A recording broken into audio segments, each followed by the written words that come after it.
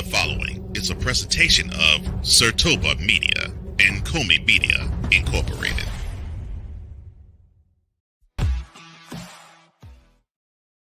A former NFL wide receiver, Super Bowl legend out of Super Bowl 47 star, Jacoby Jones Dead at 40. How will he be remembered, and how should the Ravens honor the former legend? With both undefeated CFL teams losing during the Week 6 action, does this change the flow of the 2024 season? An NFL Hall of Fame wide receiver recently snapped on reporters during a gold tournament. Was this reaction warranted, or should he issue an apology? All of that and more on the 46th edition of Total Football Talk.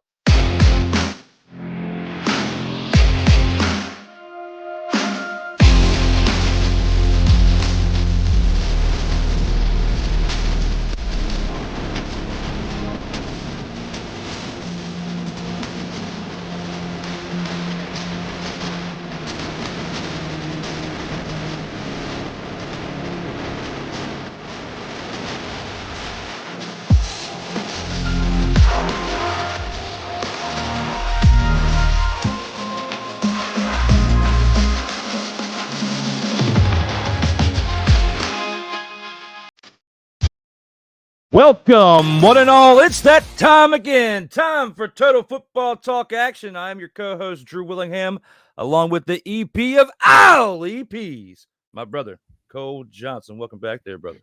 Well, it is great to be back. It's great to be seen. And once again, it's great to have you and this platform doing it one more time. Absolutely, my man. It's definitely an excitement that I am trying my best to contain myself so I don't talk like a Speedy Gonzalez with the tongue today and go, but I am ready and hyped up to get this of one of two shows that we have going for Sertoba Media going today. And you're third. Like, you've been a busy guy today yourself with the morning shift, play caller sports talk as well, and now here. So I appreciate you again for bouncing around and still coming back here, because we have another great addition today as we have this guy to talk about later on in the episode. Definitely a picture from the moment as well. Look at how intense his eyes look in that moment. He is set off, and I feel that rage as you got other things that kind of hit you out of the blue. You weren't expecting a question like that. I feel that on this day. I know exactly where Jerry's coming from. With that being said, let's go ahead and get closer towards that discussion and get to the opening drive. All right, let's go. We got trips right at 42, 989 on two. Ready? Great.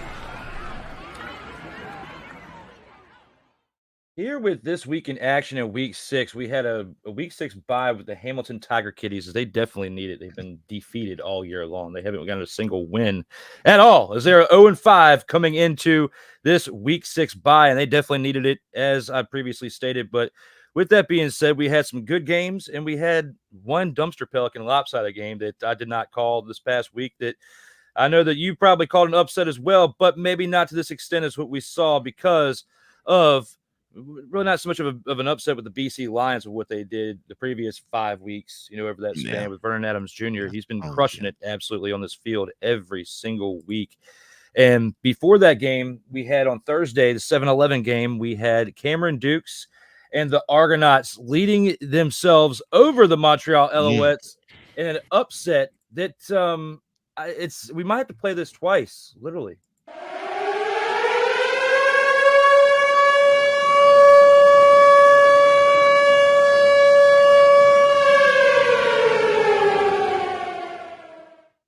Some may agree, some may disagree. Some, like Cole, may have called it last week, but hey, I give the Flyers where it's due when it comes to that, because he saw this coming as this being a potential loss for them against a team that has been struggling this year in the Toronto Argonauts, but they do have, a good amount of wins as well. They're not like the bye week team with the Tiger Cats this week. Like, they can ball out when they have the right opportunity. And in this case, where the Alouettes were struggling on a defense a little bit, because they only had 3 sacks on the day with no turnovers. But the Argonauts, that's what tipped them over the scales. They had 2 sacks with 2 interceptions, along with Wynton McManus and Benji Franklin's interceptions for those that were the big key points in this game, because Kadeem Carey had 16 carries for 94 yards and 1 reception for 17 yards. But it wasn't enough to get this team over the hump and win this game. I mean, and it was enough to get him over the hump, but it wasn't like he put a lot of production into the running game to get touchdowns and score, because they only had one passing touchdown from Cameron Dukes. 3 of 3 on field goals for the kicker that I cannot pronounce his name. I will not even try, especially with as much caffeine as I'm amped up on right now to get through this. And thinking about Janarian Grant's 2 kick returns for 145 yards and 1 returning touchdown. Those were the big key points to that. Is the special teams, the defense stepped up for the Argonauts, and your kicker stepped up, because your offense didn't really put up but lackluster production again, which is part of the reason why they have as many losses as they do this year. So Cody Fajardo had 62 passing yards, 1 carry for 5 yards, and the QB2, Caleb Evans, came in for 127 passing yards, 2 touchdowns, 2 interceptions, 5 carries for 18 yards, along with the receivers contributing, but it still wasn't enough because of the 2 interceptions that were thrown. That was the big key factor, in the fact that their defense wasn't even good enough to really muster up a 3 sacks with no turnovers. When you think about all that, Cole, I know I went a little quick with the tongue on it, but when you think about that, what are your thoughts when it comes to this game right here? Well, congrats to the Argonauts. They needed a victory like this, not just against a quality team like the Alouettes, but actually go to their building and get the win. After having the trick turned on them in Toronto, this was huge for them. And they did it with not the greatest of passing performances, but the running game came through, and that helped a lot. So that was good. You had that production, which meant that you kept your defense off the field. Not saying their defense is bad, but your defense will be better when they are more refreshed, because you have that running game that keeps your team on the field. So that was good for them. And yeah, the Argonauts defense, they came through. They didn't you wouldn't say that they were the MVPs of the game, but they did their job. You know, they pressured the QBs, they put them down the turf twice, they got a couple turnovers. You want the defense to be a part of it. You want the offense to be a part of it as well. You want the special teams to be a part of it. That's exactly what this was. Team win again. For this time for the Argonauts, and for the Alouettes. I've been saying this even through this winning streak they've had until now. The lack of a running game and the fact that you only put up stats that just totaled 6 rushing attempts by their quarterbacks. That pretty much shows me that they were going to be in line for a huge, disappointing, colossal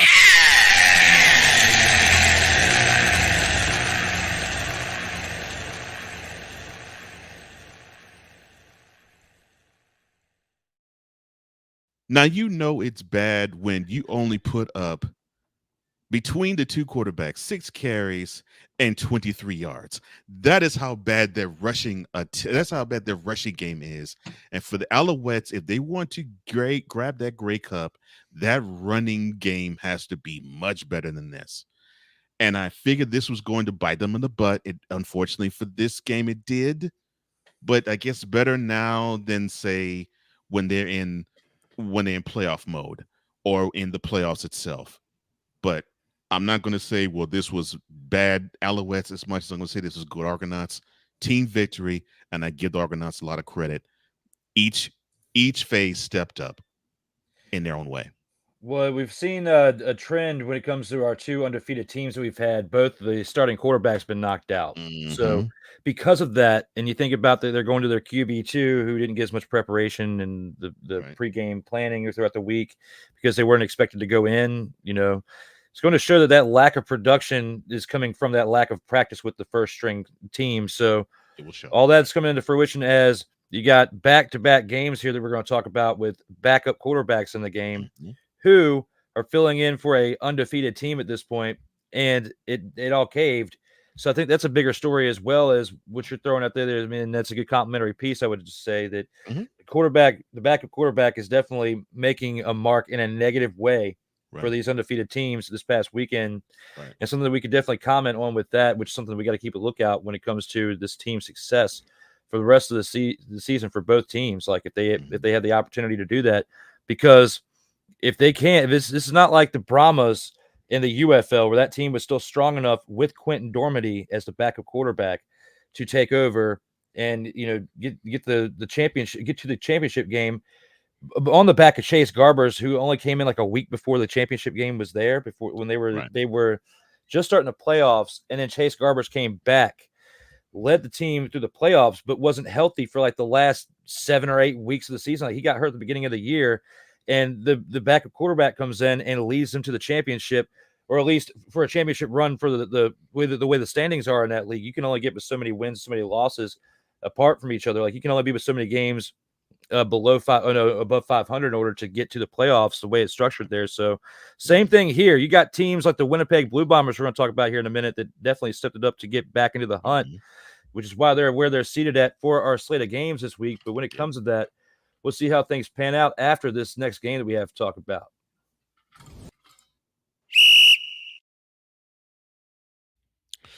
And right here for our next game of the week that we have the Saskatchewan Roughriders, which it was still hard for me to say it because of the disappointment in their loss they had with the victory going to the BC Lions at home, Cole. I mean, a team that you predicted to get a win here, and I went the other way with my fanhood for the team, with the awesomeness of the name, how hype I was for that. They were going to get the win, and I was seemingly wrong for what would be arguably set as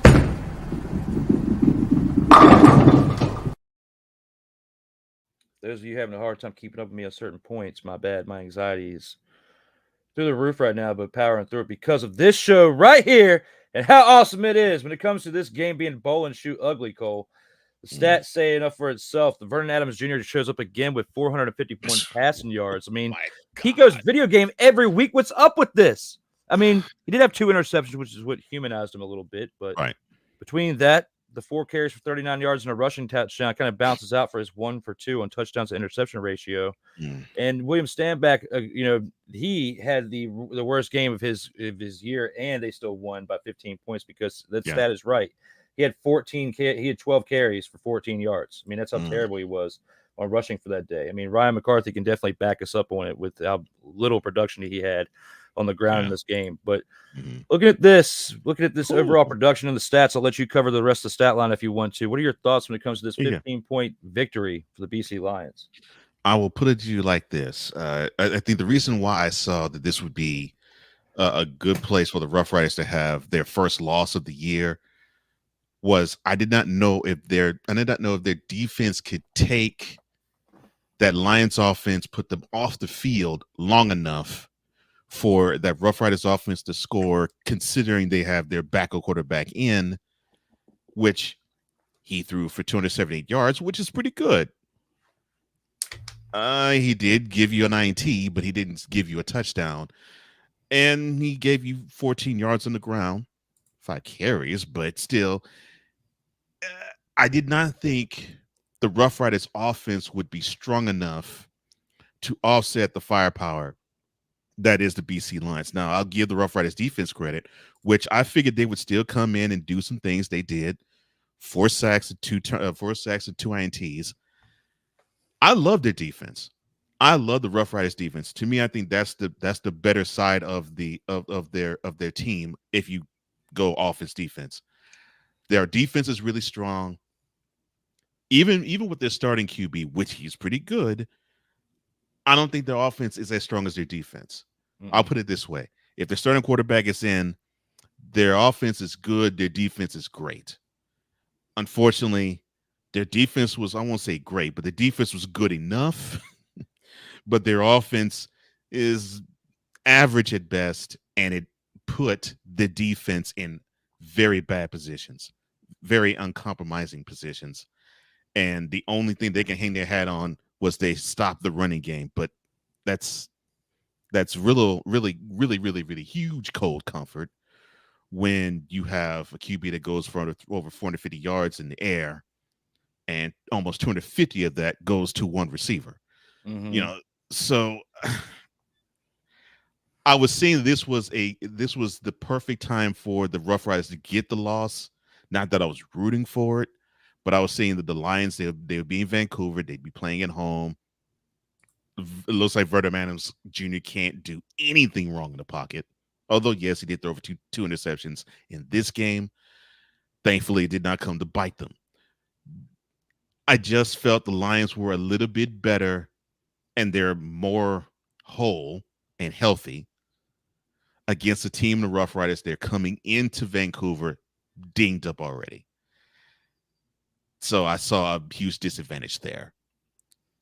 You're absolutely right. I mean, I think your comparison between the offense and the defense was spot on. Between, the one team's got a great offense, suspect defense, but you just went up against a team that has a greater offense and an even better defense. So they're more balanced overall with basically what you're saying. So they made up a really good challenge this year. They've had some other challenges outside of not facing the Alouettes yet and not facing the BC Lions. So the Saskatchewan Roughriders had their first big challenge and they failed. And you could blame me. You could say I'm the one that had the karma over the past few weeks because I've been hyping them up so much hype for this team because of their cool uniforms, because their cool entrance, because their cool name. Okay, where they're Saskatchewan. I mean, that's a cool name of city where you're coming from. So thinking about that, thinking about the production they've had, I don't think they're going to completely fall off the face of the earth. No, like they've done in several years, because they've been 6-12 like the past couple of years, something like that we talked about earlier this year. So thinking about all of that, about how all that can come into fruition, if this can either be a bounce back game or it can be a downfall game for the set of the rest of the year, which we'll talk about more later in the show. But for now, though, I think that they finally met someone of level competition. It's only a matter of time before this happened and they get humbled, and that's what happened in this game this past weekend. Time for that to happen. And now for our next game of the week, a game that actually flirted with game of the week here. Like I almost put it as game of the week. As I was finishing up the slate this morning, Ryan McCarthy hit me up, and his suggestion was better than mine. Even though this game, had these two teams not been dumpster Pelican-like teams this season, this would have been a great game for game of the week, as it ended in a end of regulation kicking a field goal. So 3 points ended in on a field goal at the end of regulation. That's games that you and I picked all last season for NFL and even UFL games. Our game of the week was based on, how it went throughout, but also how it ended, which like the tiebreaker. And this was a decisive factor all year round. When you look at this team right here, when you look at the Ottawa Redblacks taking on the Edmonton Elks in a 37-34 victory, what are your biggest standouts in this game that we saw yesterday? Well, both quarterbacks came to play. There's no question about that. And I didn't have to see the final score to decipher that. It was either the quarterbacks came to play or the running backs came to play. And although the Elks look like they're continuing on a better trajectory running, not as good as it was last week, but I could take it. 86 yards on 18 carries. Like, the Redblacks, to me, now I'm starting to see a disturbing trend. Their running game is not coming up to par. It just isn't there yet. It needs to get there if they're going to actually compete against the Alouettes, the Lions, and the Roughriders. They have to be better on the ground. But hey, if you're going to get 480 passing yards out of Drew Brown and 2 touchdowns, although he did throw a pick, you can't really complain. I mean, look at the stats from last week; they were terrible in comparison. Like, he really stepped it up. Yeah, I mean, it was opposite. It was opposite, right? And kudos to Justin Hardy and Jalen Ackland, both of them over 100 receiving yards and each a touchdown. So so this was a decent game, for all overall for the Redblacks. Except I just don't like the running game. It should be better. I'm liking the attempts. I want the attempts to be more too, but somehow they got to find a way to help the QB out in the running game. And if they could do that, I think they'll be better. 3 sacks on the defensive end. I like that too. And of course, look, you get 5 field goals out of your field goal unit. Yeah, again, good day. It could have been better. and it's more along the lines of containment on defense for the Redblacks and the running game. But for the Elks, man, this is a tough way to take an L. I mean, you have Bethel Thompson. He gets you 2 touchdowns, almost gives you 300 yards, 272 yards in the air. You had really good game on the ground. I want to see that attempts go up a little though. Give me about 25. And if they had 25, that would have been over 100 yards. Give me that. Kudos to to Gino Lewis and Hergy Malaya. I mean, Malila. Said better than me last week. Yeah, Hergy Malaya. Each of them sniffed almost 90 yards each. Malaya got you a touchdown. If the Elks lost this game, they lost it on defense. 1 sack and 1 interception. Although Cordell Jackson's getting some looks with picks. They got to find a way to stop the other team. They got to find a way to do something. Put more pressure on the QB. They did decent in stopping the run, or at least they slowed it down. But they got to, on defense, find a way to at least get that 1 or 2 more plays so you can help that offense out. Because offense, they've had two games where they've actually had pretty good turnouts, but the D just couldn't give you that one stop they need to get that W. But good game overall. Just the Redblacks, to me, the Redblacks running game and the Elks defense as a whole. I'll simplify it. The Elks pass rushing. I would love to see improvement on both sides there. I was wondering if like the Redblacks were thinking they were in the wrong league, like they were a part of the UFL, like some type of kayfabe injury that we saw last week from Drew Brown when he had those lackluster numbers that we saw last week. I mean, I pulled it up just to remind the people, like he went out there last week and threw 24 passing yards total for the game, didn't do anything else. The QB2 came in here and was terrible. He actually turned the ball over more than what he had done in previous weeks.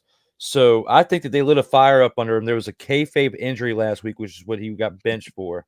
And had the other quarterback came in there and pulled like a Tom Brady or something, led them on this, like, a victory or a winning streak or something like that, he wouldn't have saw the field on this game to have this bounce back game like he had and lead them to a victory. So he needs to count his lucky stars that his backup didn't play that well either last week. Equally was terrible as him. To the point to where now we don't have this quarterback controversy that we could be talking about, because when you see numbers like last week, and you see the quarterback, the QB2 go in there and get even more, reps than the previous quarterback, as he had been struggling for several weeks until that point. Right. This is something we got to look at here, as this could have been going one way, but it shifted back to plan A, because plan A got his game back, figured out how to play the game of football again, and not just throw like two, I think it was like 2 of 9 or 2 of 10 or so. It was terrible numbers last week. I don't know the completion percentage off the top of my head, but I know the slate has the yardage in there. So looking at that here and balancing, putting the checks and balances on all equations of this analytical part of this quarterback position, I have to think right here, and I have to think long and hard about the fact that I think that we just dodged a bullet when it comes to a quarterback change, and one that could have worsened this team rather than help it, and going back to the original plan at quarterback. My bad. I hope I didn't cut you off on what you were saying. No. I was going to say that's a good point. I was just thinking about a situation in the NFL 3 decades ago where the Houston Oilers, who used to be Houston Oilers, they were 1-4. They decided to pull Warren Moon for Cody Carlson.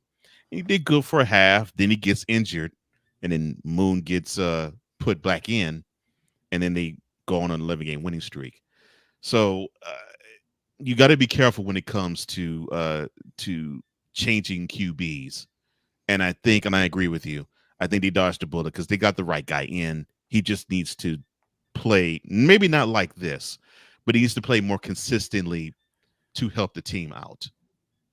Yeah, because, you're not going to keep getting victories like the way you just had. You can't rely on having – he threw for 480 yards. 80 yards, and they needed a field goal to win the game against a team that hadn't won a game yet. That's bad. So that's still bad. You still have holes on the defense you need to plug.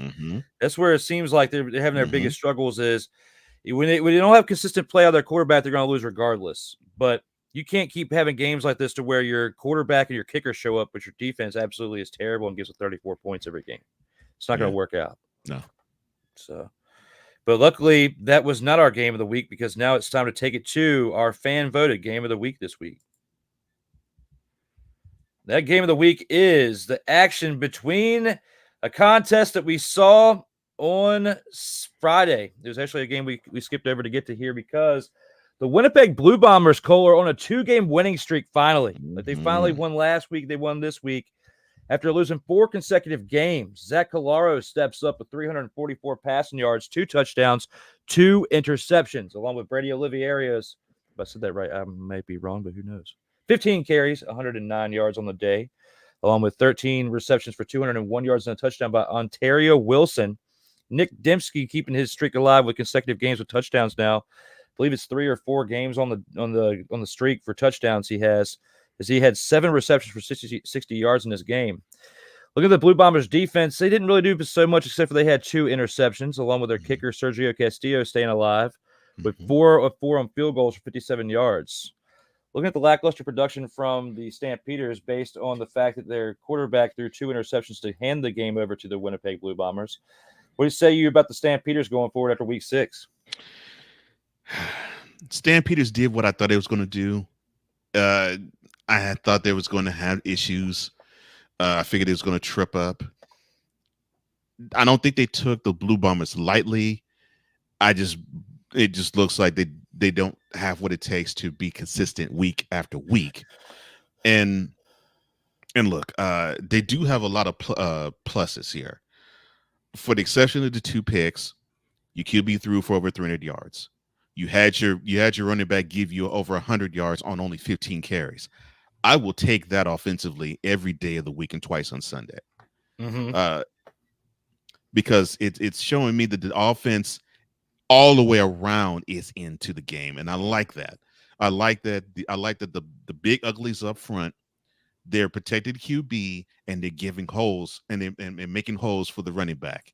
And when your offensive line can dominate like that, you have the potential to actually dominate games. The problem, though, is you need to have more contributions defensively. Yes, I know they got you 2 sacks, and they got and you had Trey Robinson give you 2 INTs. Still, though, I'll continue to say this until the cows come home. If the offense scores more than 20 points, if the defense allows more than 20, that game's on the defense. And the Stampeders put up 37. This L is on the Stampeders defense because they got to come up with stops. It's just that simple. You can't have a QB, especially one that that's only won a game, throw for almost 350 yards, and give you 2 touchdowns. You can't allow a 100-yard ball carrier, and you can't allow a guy to catch a ball for 200 yards. To me, that is where it is for me. The Stampeders offensively gave you enough points to win, but your defense did not show up. It's just that cut and dry, that simple. But I will give the Blue Bombers credit. Now they're on a 2-game winning streak. I think that bye helped them out, and now they seem to have more and more confidence. And balanced offense. I'm loving that too. Balanced offense. Yes, 2 turnovers for Colorados, but still, I could take 344 yards in the air, 109 yards with Oliveira on the ground. I could take that. I like that. Now, I would like to see the Blue Bombers be a little bit more active defensively. I want that pass rush to be there, and that secondary cannot be sieves. They got away with it because you had Castillo give you 4 field goals. But they are on a 2-game winning streak.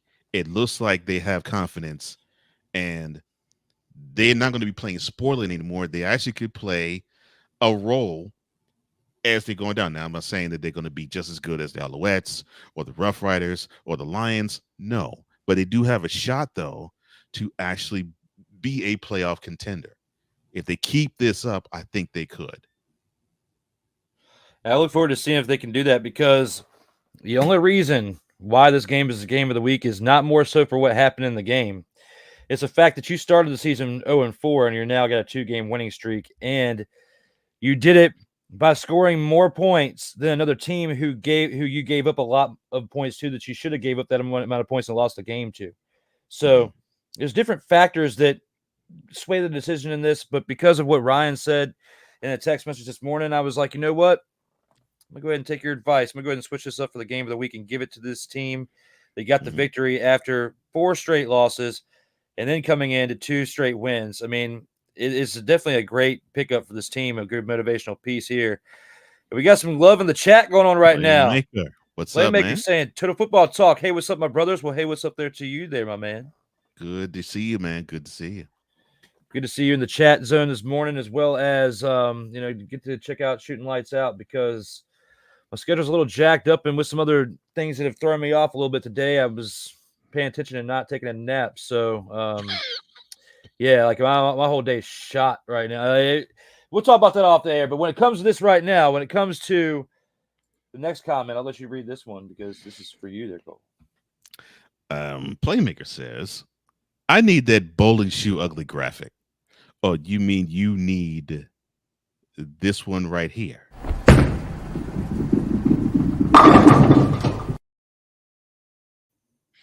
All right. I can fashion that for you, sir. If you like that, okay, cool. So you like that graphic. I likes that Playmaker. All right. Just make sure, for infringement purposes, you give credit to Cole and Total Football Talk when you do that there. You play. You got to. Just like I give when we go off the rails, it's still credit Snowman in the morning, even though he probably hadn't played in a long time, but that was still where I saw it from. That was the birth of it. So I took it from there. Asked Cole if we could use it. We did. So that's where I saw it first, is where it lives on from into this project. So that's what we gotta say. Honor the Snowman. You honor us with that. But that's right. Let's let you read this one too, because of how hot it is in VA. You can put the drama behind it when it comes to the way he worded this. All right, no problem. Hey, Dante, good to see you, man. He says, what's up, guys?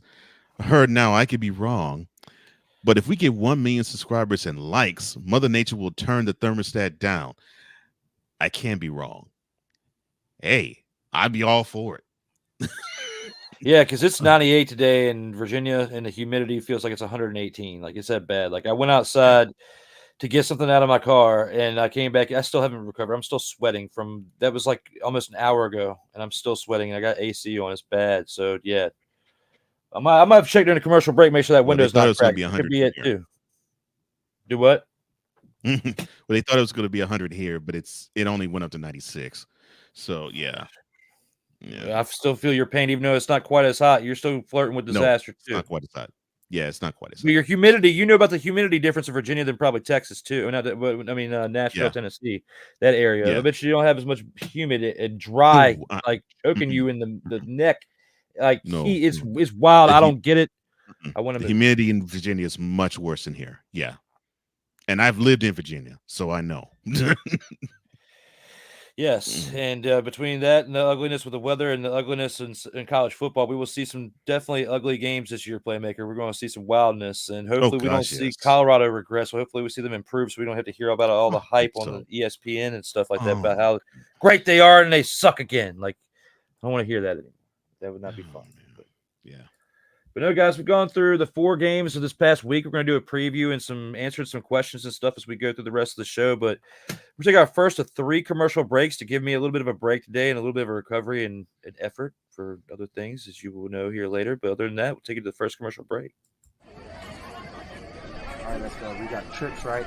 At 42, 989 on 2. Ready? Break.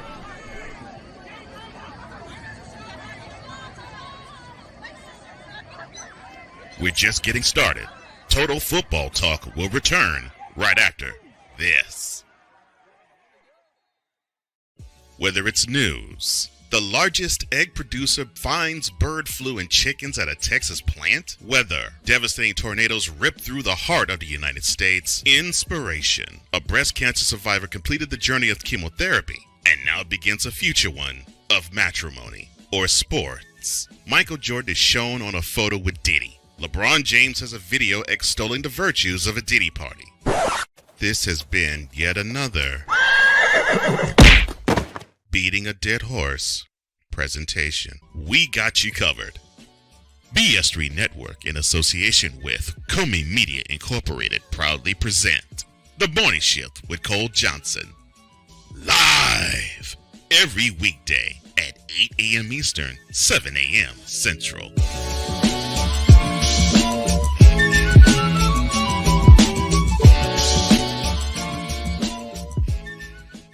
Hey, Eagles fan. Join my man Cool McCain and a host of others as they break down every single game, every single week in an objective manner, and also from a fan's perspective as well. Remember, this cast feels just like you. Nobody likes you. And you don't care.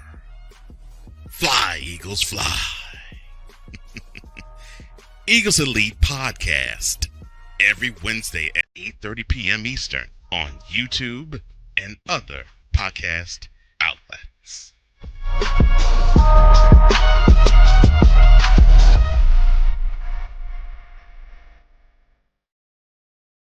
Everything Boston. I love you morons. New Kids on the Block, New Edition. Dear whatever the law firm is. Sincerely, the U.S. Supreme Court. Ben Affleck, Matt Damon. Go yourself again, Jason Whitlock.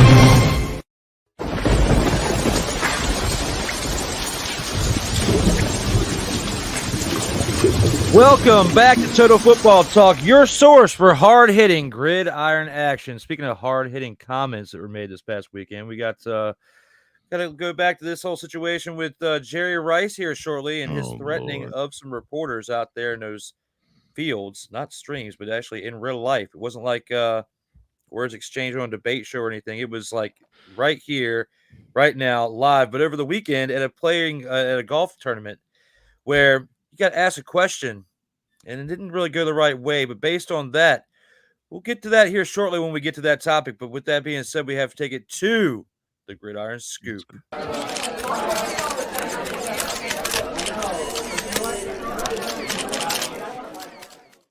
With the Scoop, I mean, we do have some things to talk about here, but that will be for a later part in the show. When it comes to something we talked about last week, the unexpected passing of Vikings cornerback Kyrie Jackson. Yeah.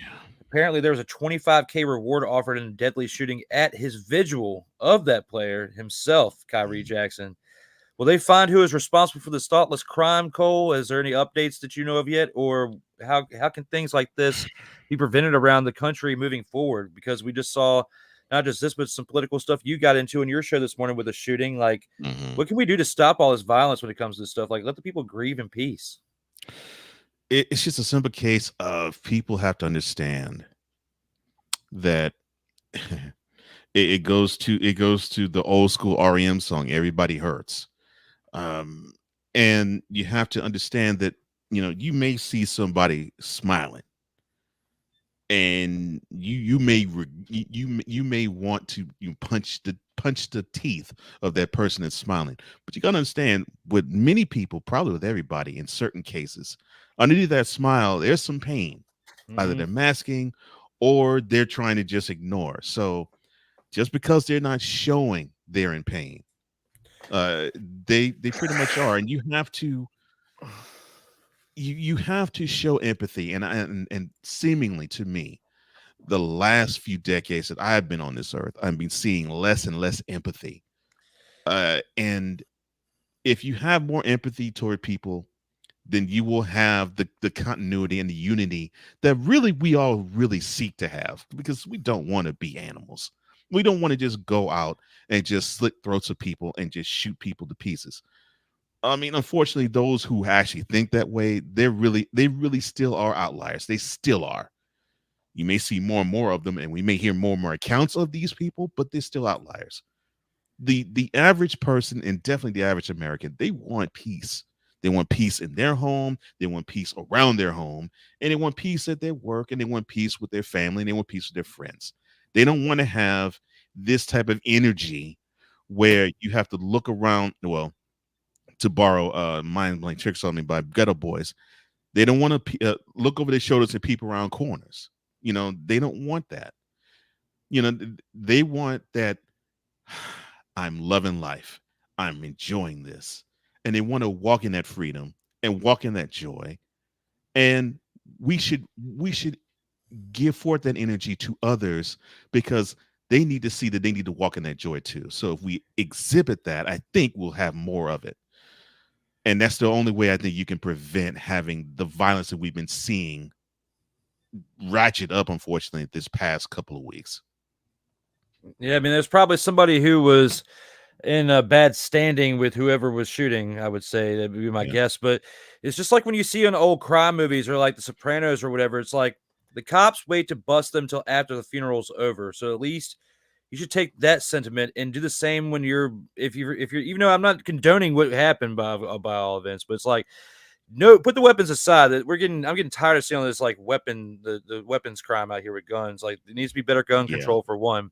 100. But why can't we go back to like 50, 60 years ago before they were so harsh on fighting? Where why can't you just put up your fist and duke it out, like outside the funeral, in a more private setting? Fight to whoever can't move. You don't have to pay for your sin or whatever somehow, some way. But that's how the things used to go back in the day, and we had a lot less problems. We had a lot more empathy, a lot more sympathy, a lot more love for out here one another. When it seems like that, when things got handled the old-fashioned way, when it came to that, now people are too many snowflakes to where they want to grab some type of weapon because they see like Grand Theft Auto, you can do it on there, and there's no repercussions because you can outrun the cops. Well, I'm sorry, as we've learned in several events now between this. And now with something else you talked about earlier this morning, you can't just outrun it. Like, you're pretty much, that's end game, because you're going to take a shot, and whether you miss or you hit him, you're going down if they catch you. Like in a drive-by shooting, it's a little bit different. But in the other setting, he was like a target. He put a target on himself when he's climbing that building there. But I'll let you handle that, because I don't talk political stuff, and I'm not going to talk about it on sports. But it's basically just to show like how screwed up our world has been in the past week since we were last on the air. Like, of course, some of us can experience some good things out there. Some of us can experience some stress to throw us off for a day. But when it's something like this can throw you off for your entire life. When you lose a loved one to gun violence that's not necessary, despite any type of argument that I've heard for what their argument was, which is why they try to validate what they did.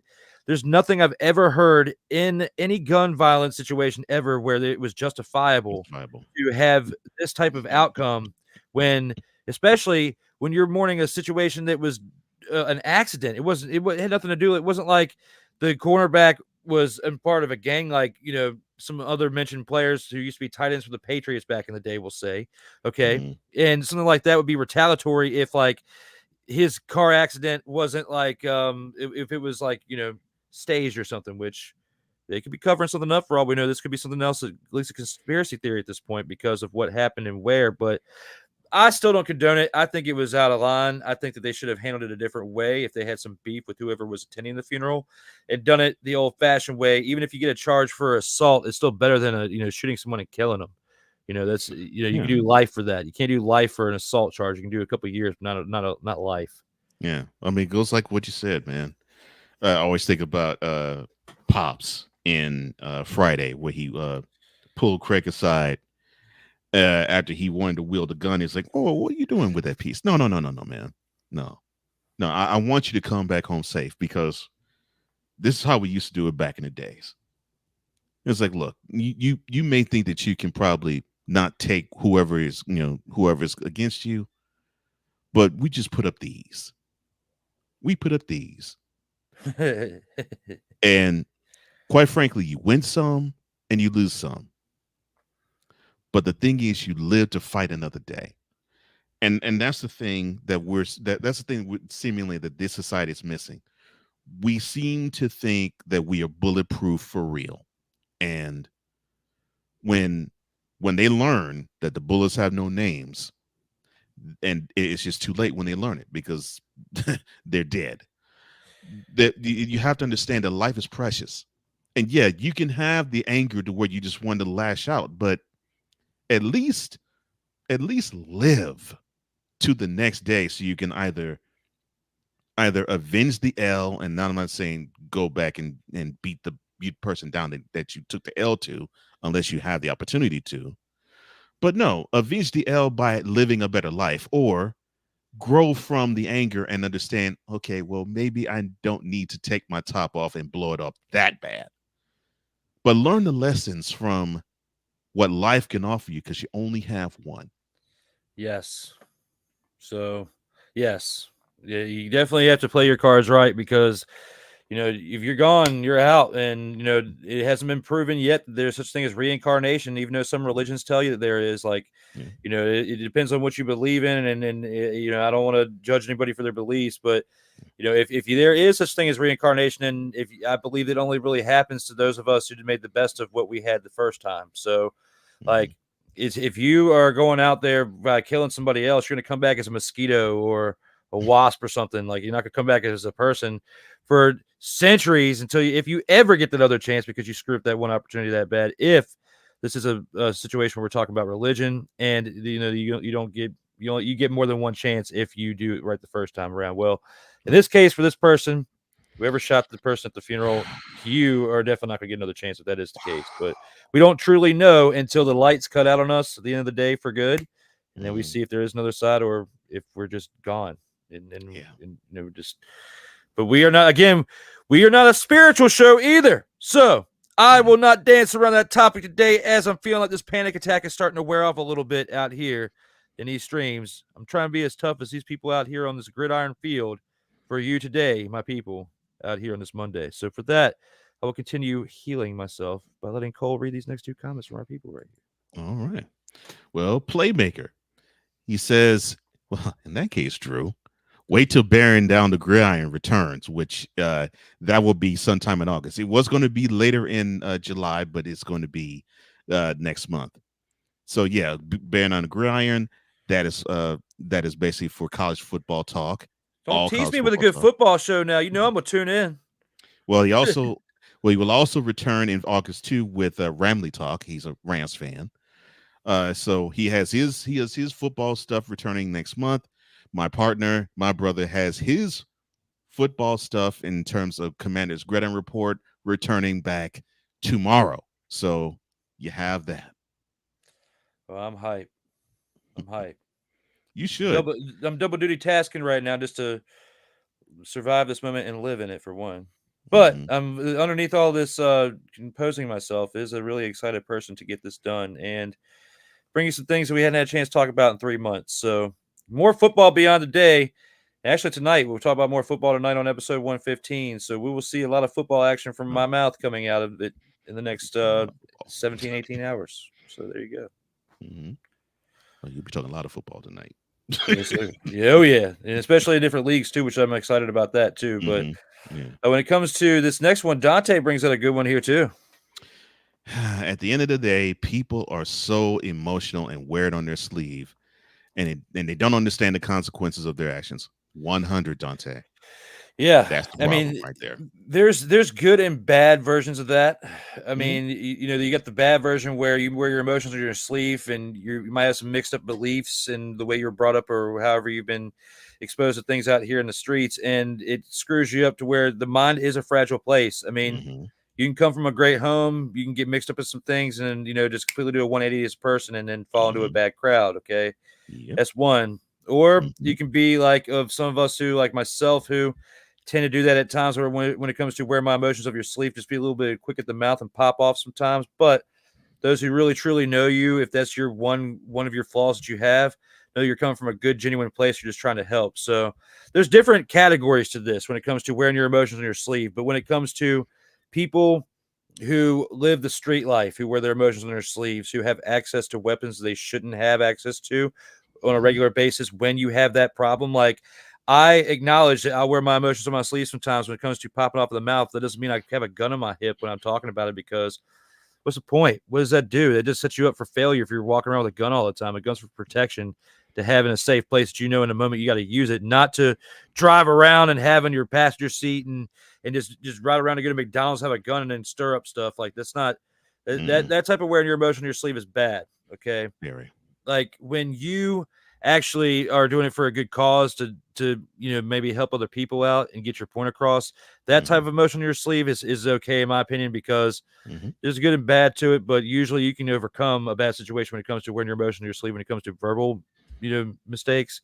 But when it comes to physical or life altering mistakes as a result of it, you can never take that back. So you can always mend fences if something gets, taken out of line with wearing your emotions on your sleeve as a person in your actions, verbally. But when it comes to physically, whether it's a physical beatdown, whether it is a, gun violence out here in these streets, you can never take that back. So I just want to make sure I compartmentalize the two, and there's more compartmentalization besides those two. Then it's just a good example I can give you as to how to separate the one from the other, so people don't get confused with what you said, though, at the same time. Right. So, but well, Drew, you can expect Cole Johnson to continue his battle with the NCAA. Why do you think we didn't have a show that covered college football? Thank the Lord. Yes, because I threw it out there at just the beginning, and then I was reminded real quick about Cole's hatred for the NCAA and how he does not want to cover it. So I will never push that envelope again. That's one and done, my man. Look, I love the action. It's just the people who are running it are absolutely clueless. And if I go into it, I would derail every single show. So that's why I'm glad I don't do a college football show. So you would be like, you wouldn't even be putting on the front like you do for okay. You would just be like in that straight like hatred mode towards everything that it stands for while discussing it. It would be tough for you to separate the two. It would be. It would be. And the reason why I can do this with Yo Kang is I get the opportunity to actually poke fun, and I actually created characters to actually show the other side how ridiculous they look. It's hard for me to come up looking like an NCAA person in Indianapolis and how ridiculous they look and how greedy they are. It's very difficult to do that. So yeah, I couldn't do it. I could try, but it would be difficult, and you all be like, "Good Lord, I thought Cole was a calm, mild-mannered person." I've been told that my Yo Kang is getting better each week when I'm at 100%, but I still have a lot of work to do to catch up to you, and I don't think I ever will. But to be mentioned in a similar category as like a subcategory of your category, but not like too far left or right, in the middle there. I appreciate it's a big compliment for me, so I'll take that whenever I can get it. Yeah, well, good. Well, I'm happy that you got that compliment. Next week I will never make this mistake again. You already know off the books what it is. I'll never make it again, and I will be ready to say Yo Kang the right way next week, because I'm just not feeling it right now. But you are. You're never down and out when it comes to your Yo Kangs. So I had to give you the opportunity to say it at least once. And he says, "See, on Bearing Down the Gridiron, Cole has the space to unleash." Well, that's true. I do. You've read the space to unleash. And he provides Cole's the spaces to unleash. Yeah, he does. Cole's unleashed on this show too. That's why we have 46 consecutive weeks of it. Yeah, it's just I have some different things to say about the NFL, and I get a chance to, and you'll get a chance to hear a little bit of the NFL stuff that I'll be kicking off and unleashing later on this episode too. Okay, I'm glad that brought some fire for you to do that, because I've been ready. Been ready for you to bring it today, because we got more topics at bay when it comes to what we have next. Carried on with the Gridiron Scoop. This one I thought would be interesting to put in here, as it was the one I was stumped on this morning to put an additional topic in. But multiple NFL teams have made blockbuster trades that seemed genius at the time, but failed miserably. Out of the three that happened since the year 2020, which team will you continue to be affected negatively between those three teams, between the Broncos, the Browns, and the Seahawks, 2024, to tip you off a little bit? But when it comes to that, what are the which team do you think is going to get affected the most?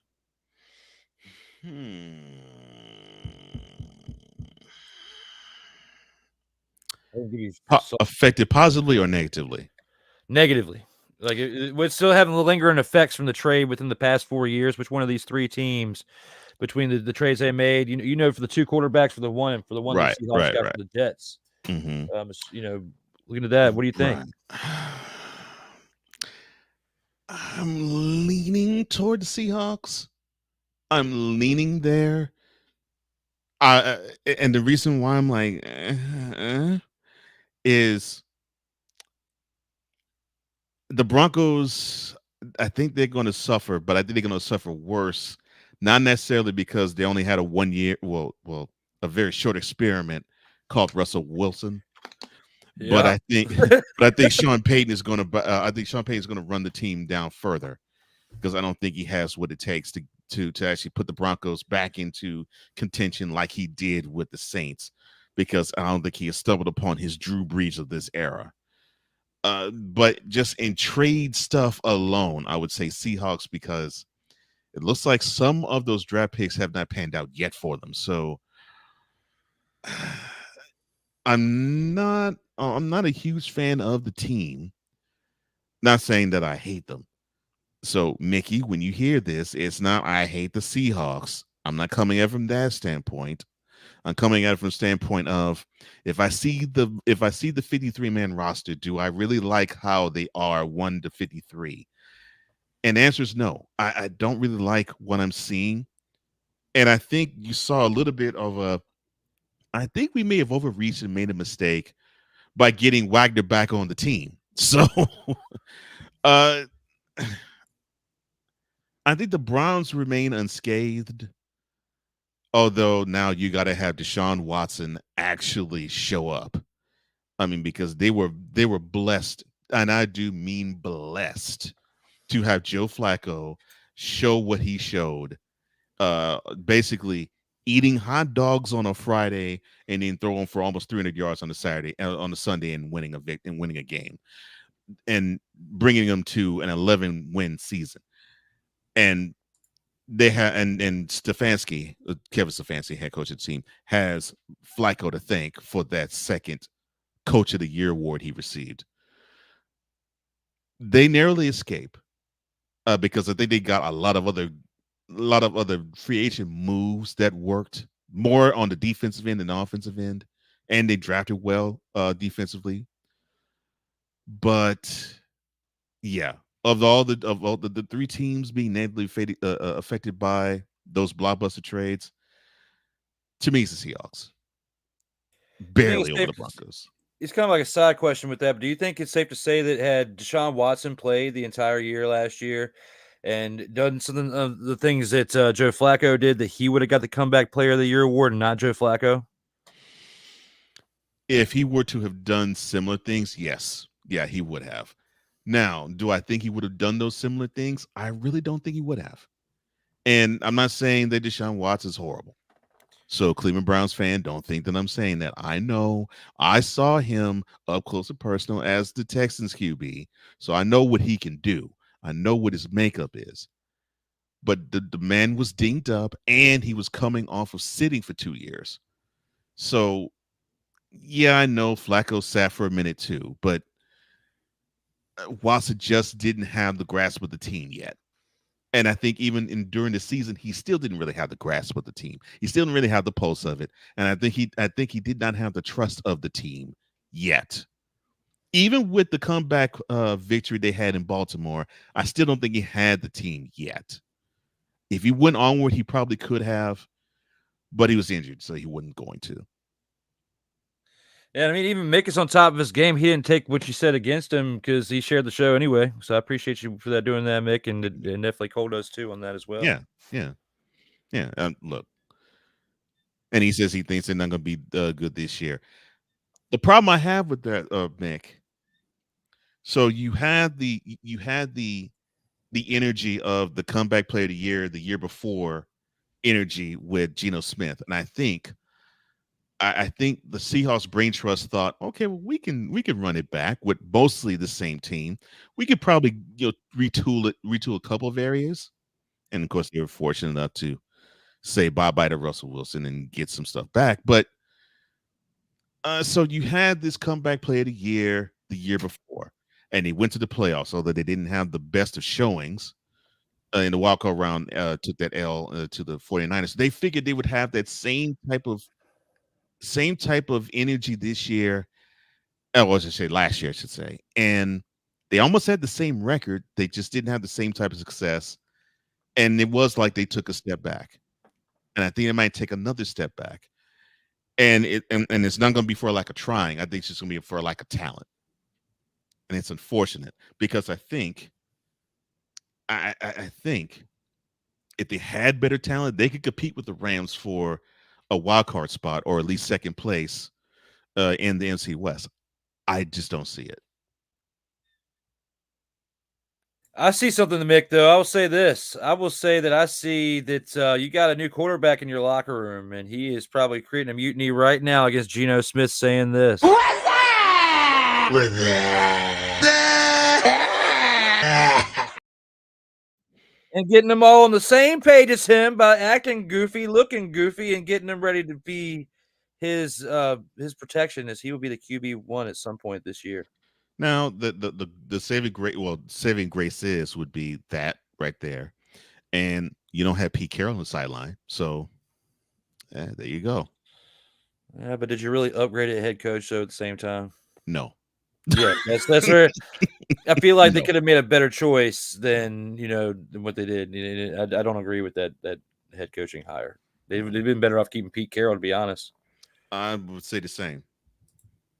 I mean, at least he had built respect within the locker room. He just wasn't getting the best out of him, but he had built respect out of him though at the same time.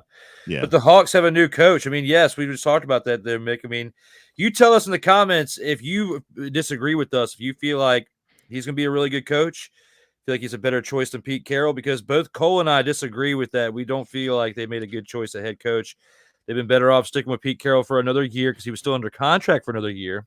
Mm-hmm. Get your money's worth out of him, at least having him run the team in the next year during the 2025 offseason. You get a head coach that's available that might not be around with another team that much longer to get fired during the middle of the year this year, where their second or third opportunity with a new team could be just the right fit with your team based on the roster you have assembled already. So we've seen it happen before. All it takes is a new coach, and next year they're making a playoff run. I don't recall a team making a head coaching change and then maybe Dick Vermeil. Was Dick Vermeil in his first year when he went with the Rams, or was there another coach that did it? I feel like there's one coach that wasn't his.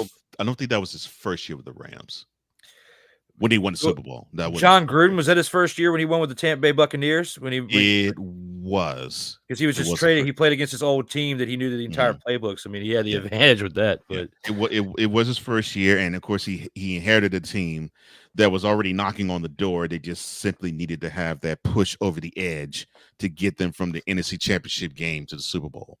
So he inherited a team that actually was Super Bowl contender worthy. They just needed that extra oomph. Yeah, for what it sounds like, Tony Dungy was like getting them all hyped. They were like their buddies, but John Gruden comes in and kind of PO'd them off, to where they're all angry and biting in kneecaps, kind of like what Dan Campbell's doing with the Detroit Lions now. It could have been a premonition for that. Mm-hmm. Basically. Yeah, and I think that was the road Gruden took. Because, they didn't want to disappoint Dungy. And, that was the thing. The under Dungy, the Bucs didn't want to disappoint him. Under Gruden, they wanted to win in spite of him. They wanted to show him up and shut him up. That's what they wanted to do, and that's what Gruden wanted them to do and wanted them to think. Because if Tony Dungy had, I'm not saying that he ever would, but if he had similar allegations to what John Gruden did to get him out of football, I don't feel like the players, his former staff, or anybody would turn on them as quick as they turn on John Gruden, because everybody was out for John Gruden when that happened. And then, goes to show that, the softer approach might not help motivate the team over the hump, but at the same time, you need to find a guy with a good balance of the two, because you can't do exactly what you did and take a team to the Super Bowl and win and be a Super Bowl winning coach, have this job at ESPN, and then go back to coaching. And then, like, your true colors get leaked out after all this stuff you've built for multiple decades. It just kind of took a big old fat dump on it. Like, he literally, with that behavior and being stuck in old times and not, like, learning how to, like, be a real person out here in these streets, like, he literally took the big fat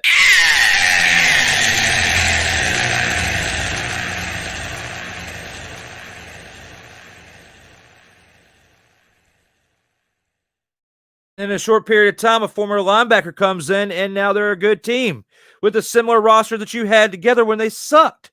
So, putting it all in perspective, it's not necessarily what you have on the roster, so you have leading the ship. And that's why I disagree with you on this when it comes to that, Mick, if you're going to hype up this new head coach for the Hawks. I get it. We haven't really seen him in action yet. We got to give him a little bit more time to develop his game plan for this team. But I just don't have high hopes for this coach this year. He could have a rookie resurgence. He could have a rookie year of greatness as a head coach, but will he stay consistent? We'll have to see. Well, I mean, Mike McDonald, he basically got the job because he had a great year, being at the helm of a really good defense in the Ravens last year. So a team that I don't think really needs to boost defensively. I don't know if that was the right move. I think they needed more of an offensive push than a defensive one. And that's why a lot of teams nowadays, it's not as balanced as it used to be with defensive head coaches and offensive head coaches. Now it's more so evolved to where you got strictly mainly offensive head coaches because all everybody wants to do is to score points. They don't really care about being able to stop them. They just want to be able to outscore them. Like that's what the football's turned into be, like this high scoring game contest that we think is terrible, but it's all based on the way that the leadership has changed, and football as we knew it from 20, 30 years ago is not the same anymore. There's not as much work put into stopping them. They want to be able to live after the game and all that stuff and be able to not have so much recurrent CTE and stuff. And a lot of that, you see a lot more in that come from either players that ran the ball or wide receivers that took shots. Like you see big CTE problems in them. But the big ones that we see CTE problems in with like Junior Seau and others like that, they play the defensive side of the game. Yeah. So when you think about that, I think we've seen more of our tragic side from defense, and that's why people have kind of backed off, which could have hurt Bill Belichick this past offseason when he was applying for jobs. I think he's got more of that old school mindset. I think it did. And people know that he basically looks at offenses and frowns their nose up at them, because when he was with the Patriots, he basically was like, look, offense, you do what you do. I want to take care of the defense. That's just how he was. That's how he has been. I mean, that's how he was since he was the Browns head coach, let alone the 20-plus year run he had with the Patriots. Absolutely. And I couldn't have said that any better if I tried even harder than I did. And sick, I'll let you read the sick and the Dantes, because we got to acknowledge them real quick before we go on to their next spot. Here we go. Well, good morning, good afternoon, good evening, and good night. Well, good evening to you, Mr. Sig Dickey. He joins us from Norway. It's great to see you. He says, "What's good?" and sorry for being late. Well, hey, you're on time. That's all. Yeah. I'll put it like that. You're here. You're on time, my brother. You're here while we're live, so you're on time, exactly. So he says, "What's good, playmaker?" I will say the same. I hope everything is good with you. I know you're about an hour away from being on Monarchs of Wrestling with Cool McCain, so that'll be cool. Dante Hill says, yeah, but Dungy had Peyton, talking about Peyton Manning when he was with the Colts. It was only a matter of time before Peyton was going to win the Super Bowl. Yeah, of course it was a matter of time. I mean, he got to the Super Bowl with Jim Caldwell. So, yeah, of course. But had he found his rhythm as a head coach before that, he would have more than just one Super Bowl in Tampa Bay. I would book it. They would have gotten more than one. He would have. Fell apart because John Gruden's head got too big after the Super Bowl, is what it looks like. And then they started losing talent to other places. And they kind of had like the closest thing to a Trent Dilfer quarterback and Brad Johnson that we saw that year. We haven't really seen since. So when I think about all that, like, you got a good point there, Dante, was saying that, he had Peyton. It was only a matter of time because Peyton actually got a better coach than Jim Mora, who's not up there crying and complaining about a certain particular time of the year that I thought we had it, but we don't. Oh no. The playoffs? We're talking about playoffs? We're just trying to win a game. Yeah. You did just like him too, so we weren't missing out on anything. But when it comes to that, we got Tony Dungy going to Peyton Manning. Of course, at some point they were going to win one, but then, Tony Dungy wasn't around that long with the Indianapolis Colts. I mean, he was there 5 or 6 years and then retired abruptly in 2008. Like, if it was even that long, it might have been 5 years. Yeah, that's about right. Because it was 2002, he went, So, he might have spent like 6 or 7 years, 6 or 7 seasons, because, I mean, the way the years overlap. But, still, he did the best job he could, and still to get one Super Bowl in a career is great because it's so hard to get to one. And if you got multiple ones, it just goes to show that you are that great of a team, and you're a great leader. If he's got multiple Super Bowl rings and multiple Super Bowl MVPs on top of it, Peyton Manning might have had some more help than he gave from all his entire career leading up to that point in that last year.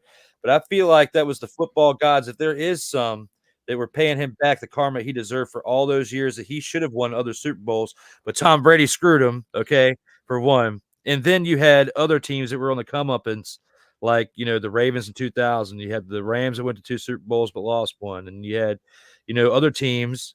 The Steelers in 2005. Yeah. Steelers 2005. And then, other teams that threw you curveballs throughout. And you still beat, even Peyton and Tony Dungy, they won that game, but it wasn't pretty. It was raining, if you remember. It was kind of a nasty, dismal game.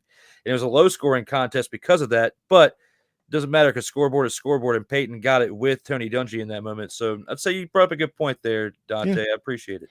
Yeah.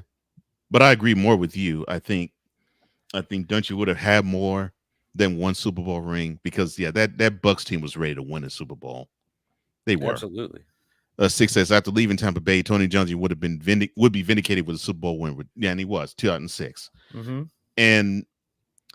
And he did it with, and his specialty was defense, and he did it with an overpowering offensive team, and the defense couldn't stop a cold running the game, in the running game, and then their defense woke up and they denied every single team in the running game.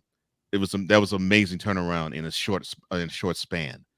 So whatever Dungy did in that time between the end of the regular season and the wild card round, I tip my cap to him, and I will always tip my cap to him. Absolutely. I mean, he set history too when he won that Super Bowl as well. So definitely, he set the bar for everybody else who had to follow suit that might not be able to reach his level of greatness and his greatness of leadership, because it's definitely proven outside of the game that he still has ways to make an impact on these current players today with these interviews he's doing and the certain things he's doing to still stay part of the game. Like, he's still being a great mentor to others. And it goes from somebody who rarely can be a decent player in the NFL like he was in the 70s and early 80s. Then transition over into coaching. And he was a great team, the Steel Curtain of all. So think about that. And the fact that not many coaches are successful as players and coaches. Because we see him with Mike Vrabel. If he never gets another shot, we'll know the answer to that too. So you got to be a backup quarterback who spends more time on the bench learning what other people do to control the game from that side than actually playing to learn how to be a good coach, apparently. Because the greatest coaches, Bill Russell and NBA and other ones who've been player coaches, moved to full-time coaches, didn't really work out because I guess they were burnt out by that point for giving too much of the game at that point. That's I can come up with. Yeah, I can see that. Oh, playmaker. We'll go back to him in a second. But Dante said, with sticking with the Colts for a second, they drafted Bob Sanders. Smart man. Agree. Absolutely. Agree. He paid off in that Super Bowl too in 2006. Yeah, he paid off big time and big dividends with that Super Bowl team. And in fact, to me, Dwight Freeney included, he was the best defender on that team that year.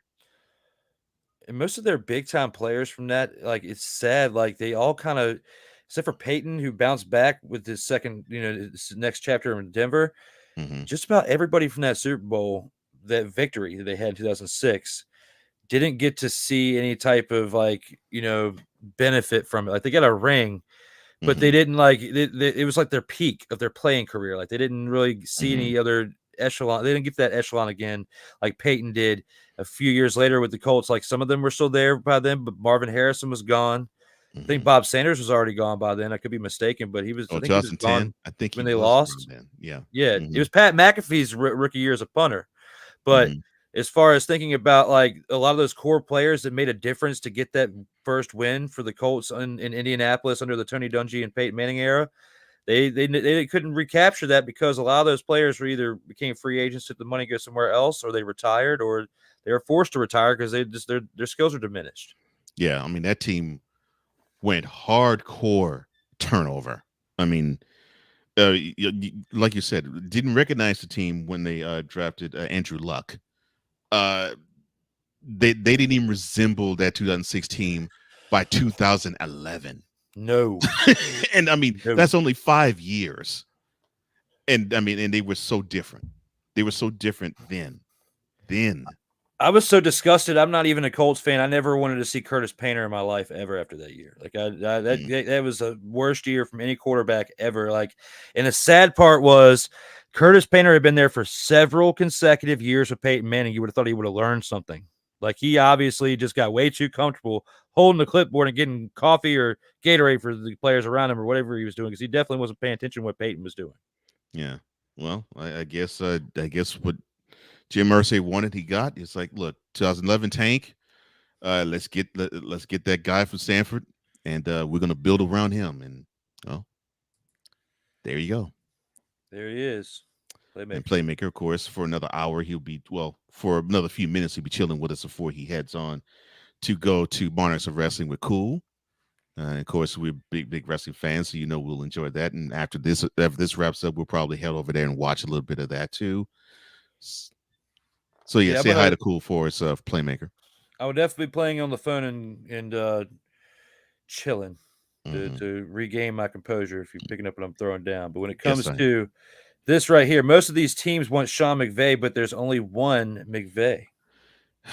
The Wunderkind, I can actually say this now, sir. I will say this to you now. The Wunderkind, I feel a little better about him, because I think he understood that he can't just chunk the ball in the air all the time. He actually was devoted to the running game last year, and it did my heart good to actually see him run the ball more. So I actually like Sean McVay. And the thing is, a lot of teams wanted a Sean McVay, especially, forget the 2021 season, especially at that 2017 season, because they were thinking, well, wait a minute, this guy is only in his mid-30s. He seems to want to compete and have a team that can go deep in the playoffs. Yeah, we need to have a young guy like that. And it started that evolution of, like you said earlier, not just offense coordinators, but young offensive coordinators. Definitely so. Teamwork makes the dream work, which is where we are still crushing it today, because Cole is definitely, I feel it for you. I feel you picking it up my slack, so I appreciate you. That's why football is a team sport. We love it, and sometimes when somebody else can't produce but so much, can only give us so much, the other one steps up, still makes it happen. So that's why you done it for me. So I appreciate it, because this will never happen again. But here we are today for episode 46. We have another thing to get to before we get to our next commercial break, and that is one of my favorite parts of the week, besides the snowflake of the week, but it is the grand champ, the dog of the week.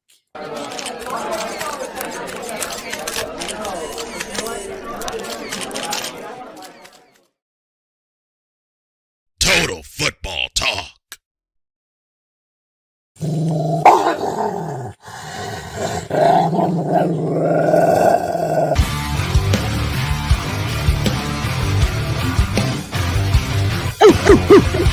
Where my dogs at? I can still bark a little bit. What's up? When it comes to the grand champ out here for the past week in football, I know it's not Jerry Rice for his pick, but it's going to be something way better than that. Who's your grand champ when it comes to the dog of the week there, my man? All right, let me see. Who do I want to choose as the dog of the week? I would choose the whole Toronto Argonauts, but I'll refrain. I definitely could choose Vernon Adams Jr. because he's pulling Madden numbers. But I'll refrain. Drew Brown, I would select you, sir. I would. But I'm gonna have to ease up on that. I'm gonna have to go. Let me see. Yeah, I'm gonna have to go with I'll have to go with the Blue Bombers, the whole team, and the reason being, very good.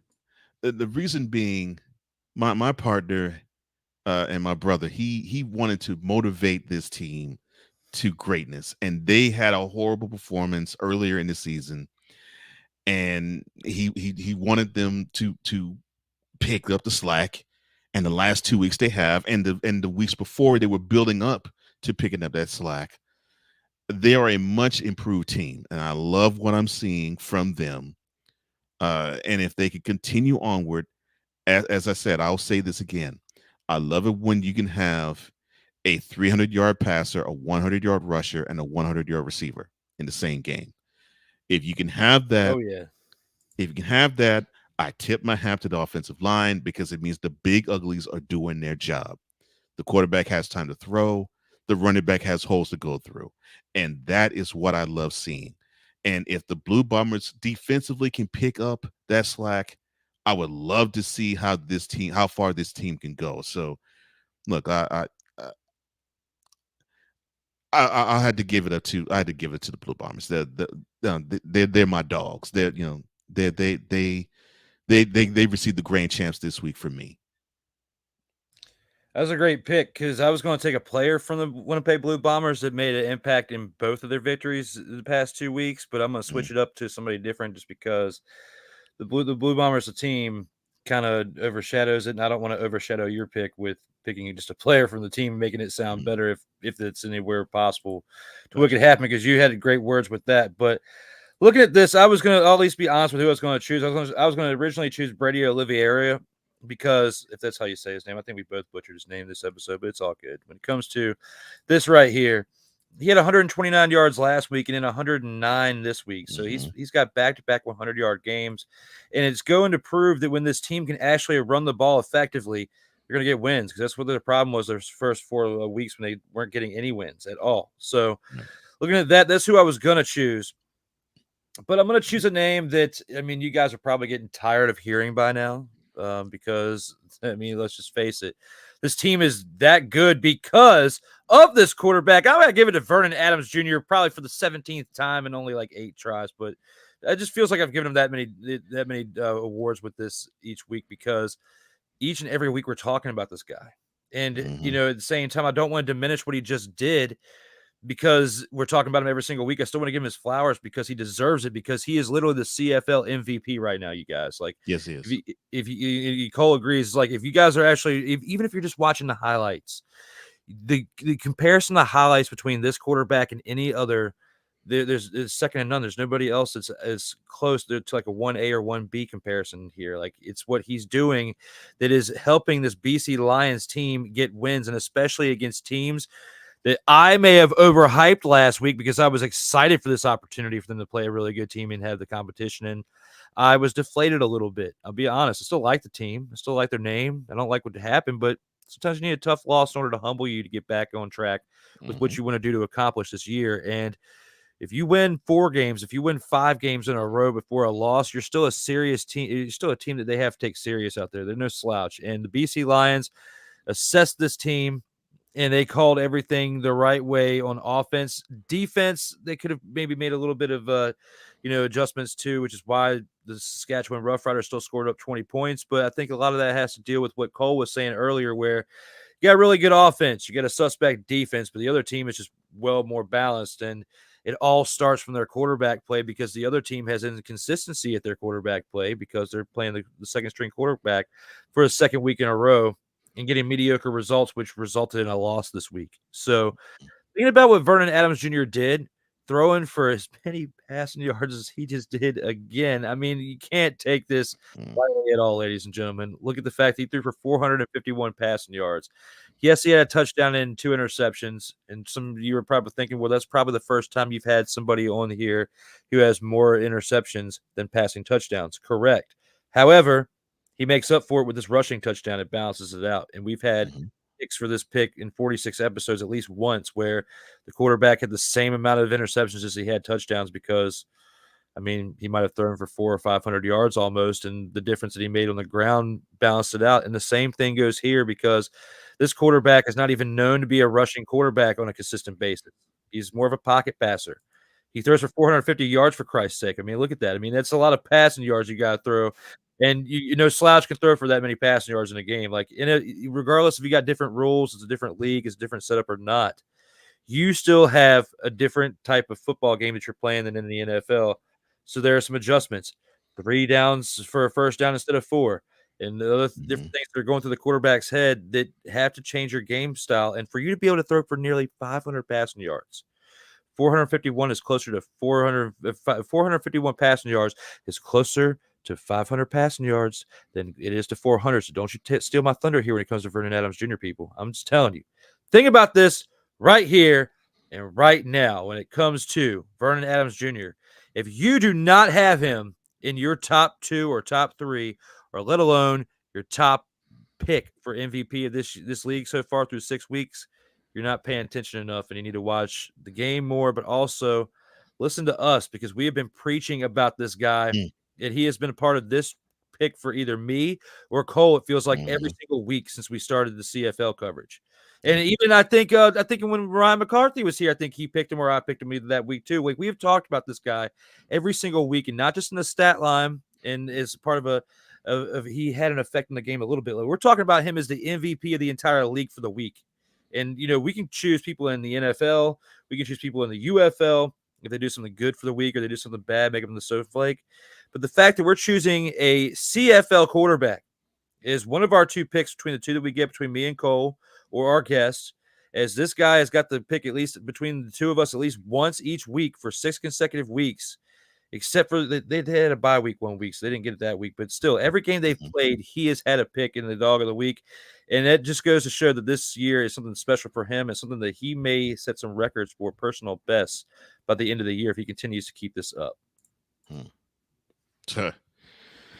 It was hard for me to pass up Vernon Adams Jr., but I was like, I don't want to choose him again. But I would totally understand why you would, because yeah, I mean, just when I think that he's going to have an off game, he just comes with a total that, again, it's like Madden numbers. So yeah, I couldn't hate on that pick if I tried, because I 100% agree with you. Vernon Adams Jr. right now, he is the runaway MVP right now to me. It's like when I analyze the stats and I'm putting this together, I was like, I'm kind of hoping that somebody else can get the award this week other than him, because I don't want to see anybody fail, but I want to see somebody like have some healthy competition to where they can keep this up, because at some point when you're not going against anything, you kind of coast and, you get comfortable, you get complacent. And I don't want to see Vernon Adams get complacent. I want to see him throw his way into the NFL, because I feel like he might be one of those ones from the CFL, like Warren Moon. They can make an impact in the NFL if he's put in the right situation. Yeah. And I'm hoping that for him. And if he keeps with these performances up, that's exactly what will happen. I think we will see him in an NFL stadium in the fall. And we might see him this fall. I mean, if he keeps up like this, his team might pick him up in December. You never know. We're going to see at least one scrub team out there. It happens every single year. We're going to see one team that gets through 5 or 6 weeks. Looks like one of these teams we've been talking about, like the Blue Bombers, who might be 0-4, might be 0-5, and they make one move, and they can get hot and make a wild card spot. It's the percentage is lower with each game you lose, but not to say like the Angels in the outfield, little kid said back in the 90s, it could happen. Like he did. He told us that several times throughout that movie. We believed him, and it happened. So some comedy out there with this, but looks like we got one comment before we go to our next commercial break here from Sig Diggy that I know you are dying to say. Oh Lord. Diggy says, I was tempted to say that's what friends are for. Cole would start, keep smiling, keep shining, knowing you will always count on me for sure. That's what friends are for. The balance and powers, man. That's what I'm talking about. It's never a bad time. It's never bad to hear Mr. Johnson sing a song. Thank you, Sig. I appreciate that. If Cole had the energy and if we could do it to entertain the people, I would love to create a show where he just sang for 2 hours straight. Now, I don't know if he'd be able to do that now, this particular stage in his life. There's a lot going on. There's a lot of energy that goes into singing now. Yeah. Okay, when you do it for more than a minute. I mean, I get it. I mean, you see the picture behind me. I used to play slapping the bass a little bit professionally, okay? So I know what's up. So got some good times from that. But I can also tell you is that practice makes perfect, okay? And I wasn't perfect, so I had to get out of that game. So that's what I'm saying. Like, I was okay. But I'm not like Cole. Cole has definitely been singing a lot in his shower, a lot while he's cooking, a lot while he's driving probably to get to this point, because you can't be a slouch. And I'm not throwing any jabs. I'm giving him his flowers again, because I can sing a little bit and people have heard my work, but it is nothing like what Cole can do like that. Like, I got to warm up. Have a few tries before I even have the courage to do it here. You guys can't get me raw. You've only got me a few times, and I have dropped an egg every single time. And then Cole has overshadowed me in good graciousness anyway, but and deservingly so, because he is much better and talented than that when me is singing and many other things when it comes to this game too. So I'm just a student soaking it up like a sponge, man. Well, that's how we all have to be, brother. That's all we all have to be. Learn from yesterday and today and get ready for tomorrow. That's right. Thank you, Sick. Thank you, Drew. I appreciate that. Anytime, brother. Like he set it up like a volleyball, and I spiked that thing on over to you, and you served it right on back. We kept going back and forth for a minute, and it felt good. I love those moments. Yeah. But, speaking of getting ready for those moments, we got to take one more commercial break. But when we come back, we've got featured attractions, which I know we got the one thing we've been letting you hang on for an hour and a half for. It's time to bring on up here in about 2 minutes. Coming up next, the featured attractions. This is Total Football Talk. Comey Media Incorporated, creating content magic in the real world. In a world where chronicles of the past are brought to the streams, whether the content is relatable or completely beyond your realm of life, there is no shadow of a doubt that this show is absolutely full of shenanigans. Get ready for D. Willie in the evening, this Sunday at 10:05 p.m. Eastern. exclusively on Sartoba Media, where the struggle is real to be awesome.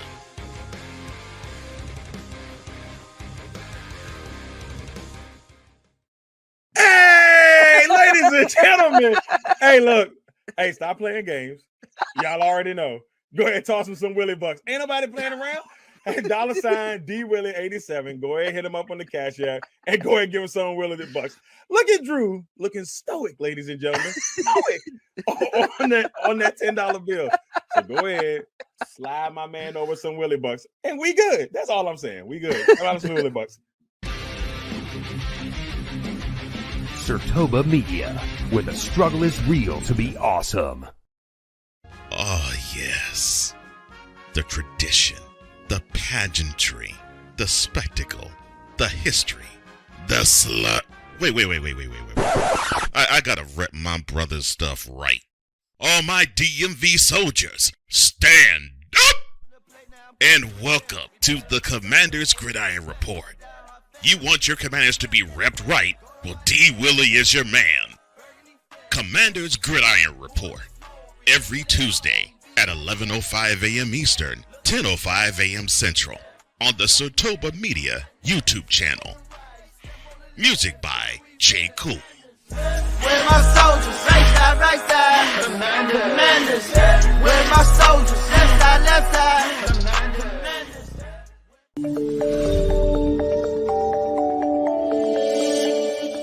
Welcome back to Total Football Talk, your source for hard-hitting gridiron action. The boys are back on your screen right here. So we got a couple more topics to bring it to you before we get on out of here. And with that being said, let's take it on into the featured attractions.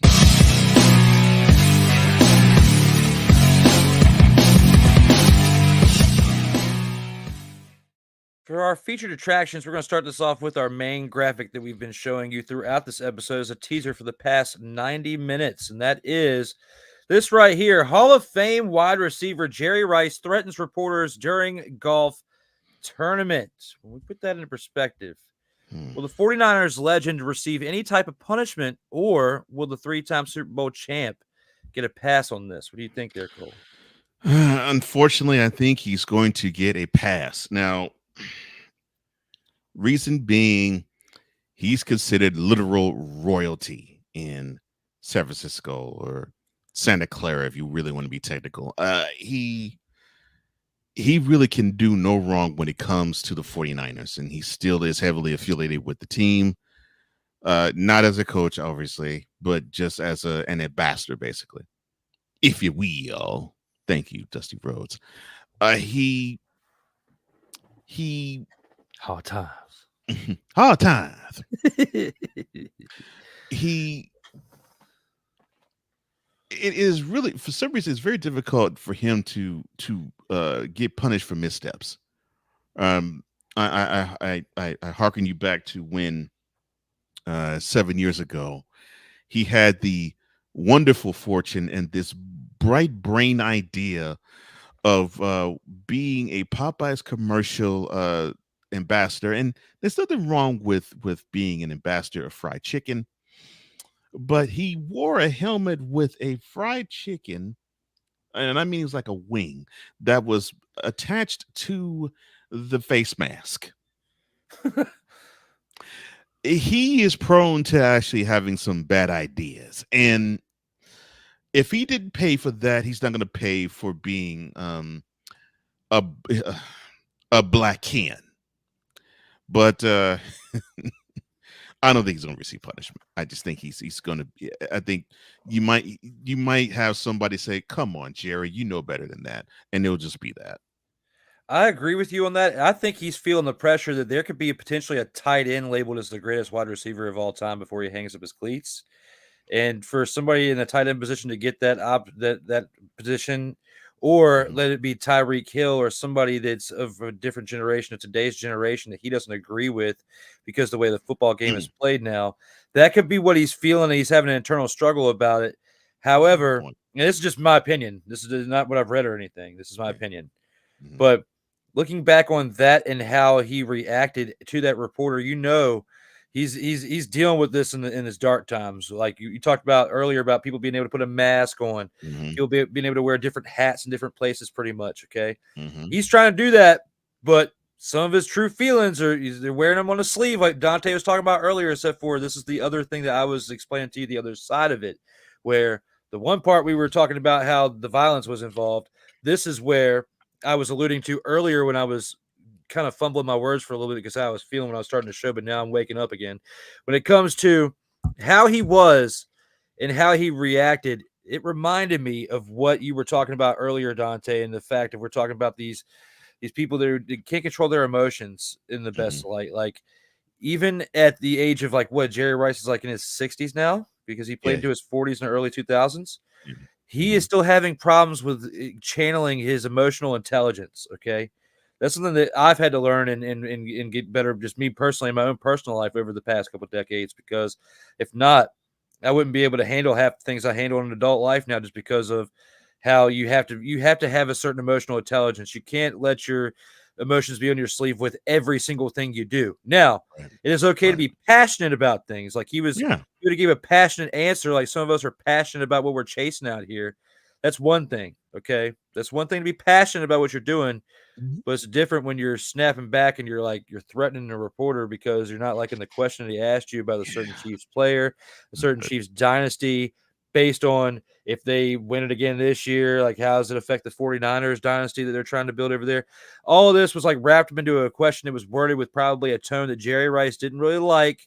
And because people who have issues with their emotional intelligence, they cannot handle when certain people raise their tone a little bit or bring it down. But the difference between the two is nowadays you have to find that median of where you can say what you need to get across to the general public in a certain way. You might be able to say it your old school way to somebody else, that you're hanging out with behind closed doors or on the street, or when you're in that group setting of where you're comfortable with being able to say stuff like we say stuff in our group chat. Like I said to Sam earlier, that I probably would never say to the average new panelist that would come on this show, just because of all the camaraderie we've had in that group since it started, because we're comfortable with saying certain things and being ourselves. Right. But when it comes to certain ways of you would behave in a group chat, you can't do that in real life. And Jerry Rice maybe is getting senile in the 60s. Who knows? When I think about all that, I got to put all that in perspective and think about the fact that Jerry Rice might just be losing his mind a little bit. What do you have to say to that one? I remember a story back when he was still playing, and it was actually right at the cusp of his prime. And this was, of course, when the triplets were starting to get rings. And so they played I think it was the 92 NFC Championship game. So, of course, this was when they played the Pro Bowl after the Super Bowl.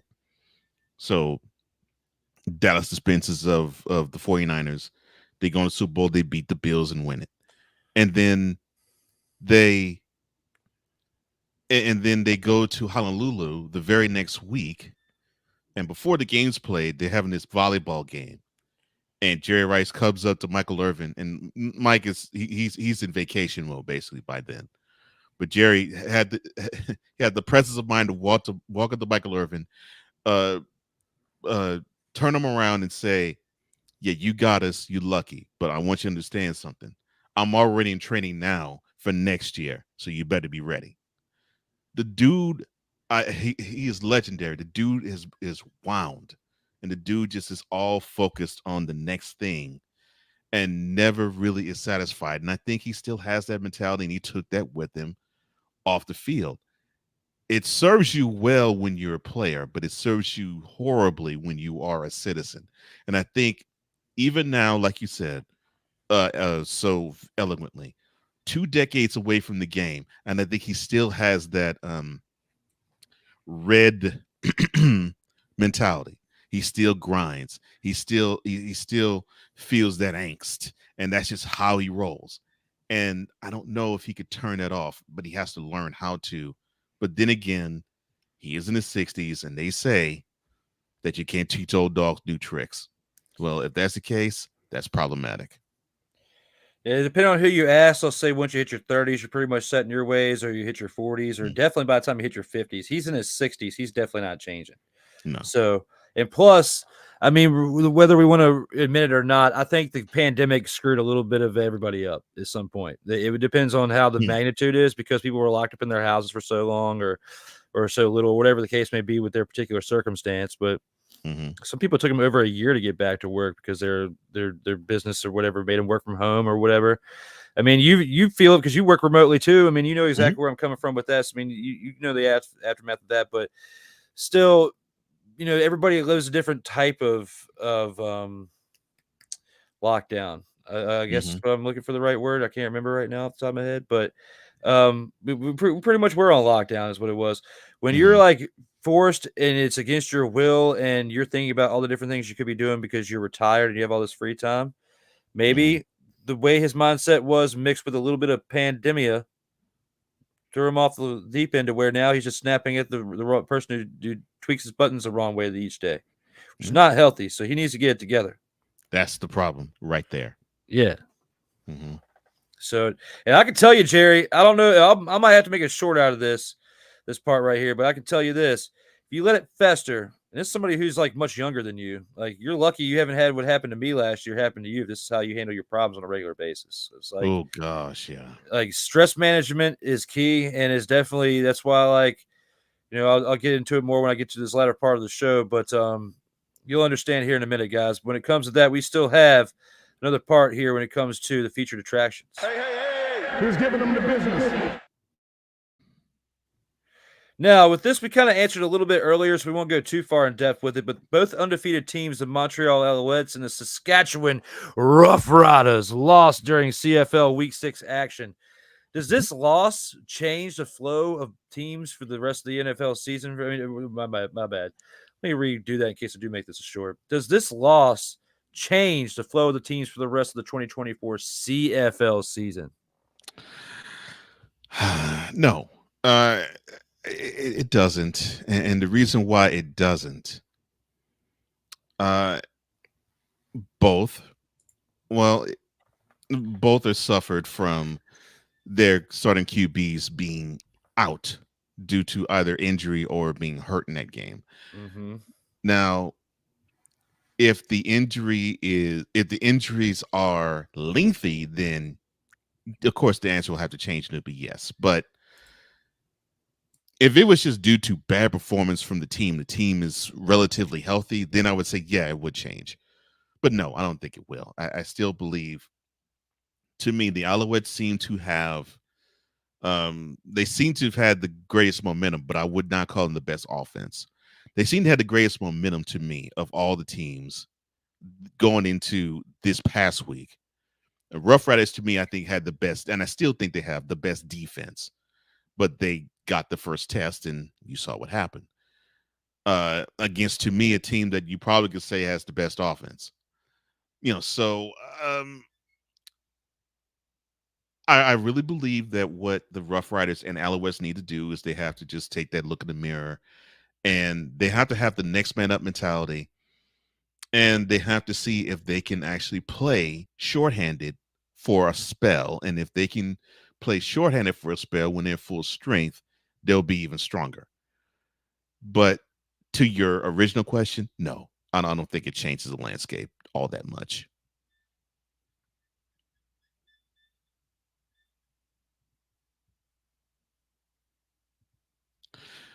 But what has changed is, unfortunately, my partner's volume. And what he was my apologies. Like right before, like when I get to a point where I feel like I'm about to talk, I'll clear my throat and I want to mute it, but decided I don't to pick up on the mic.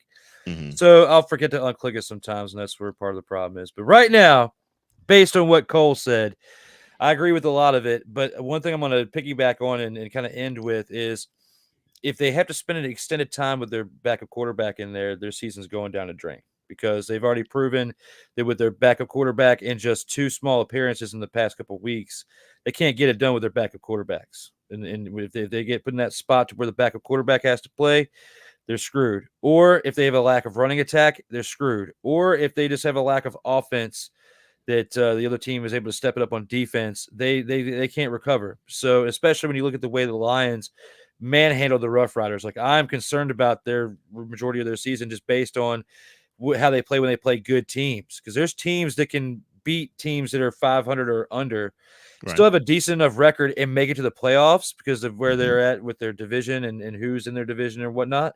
However, what concerns me is if they still float around and get to the playoffs at the end of this year, and then they play a said team like the BC Lions again, they're going to get the floor wiped with them if they didn't learn anything from this past week. And I think the big things they have to learn is they need to get a little bit more contributions from the running attack. I mean, that was definitely something that we saw that, they put up 14 yards on 12 carries, and this was on the BC Lions side, and they still beat them. Okay.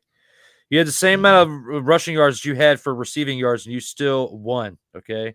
When you're rushing attack on your other side, you had 2 touchdowns by Alouette, but you cannot rely on him for the entire game. When you have somebody that's rushing that many times and getting that many yards per carry, and he's only getting 1 reception for 7 yards, there's a dynamic there that I feel like they're missing out on. And that is, they need to have the 2 backfield if they're going to run it that many times, because 12 times for 72 yards is like great for another person. But in comparison to what Alouette had done in the first 5 games leading up to this is like he got humanized a little bit in this game too, because we're used to seeing him run for 19, 20, 21 carries and getting 100 and some yards easily each and every game. But because they faced good competition with a decent defense, it was better than their offensive line. He struggled, and when you see these highlights, he struggled until they moved the ball down to where they were like in field goal range, and then he would break off for one of those 2 touchdowns. Like, he didn't just break off for like a 5-yard touchdown and get that touchdown. Then he actually had to get some speed and get up there, but they were actually in they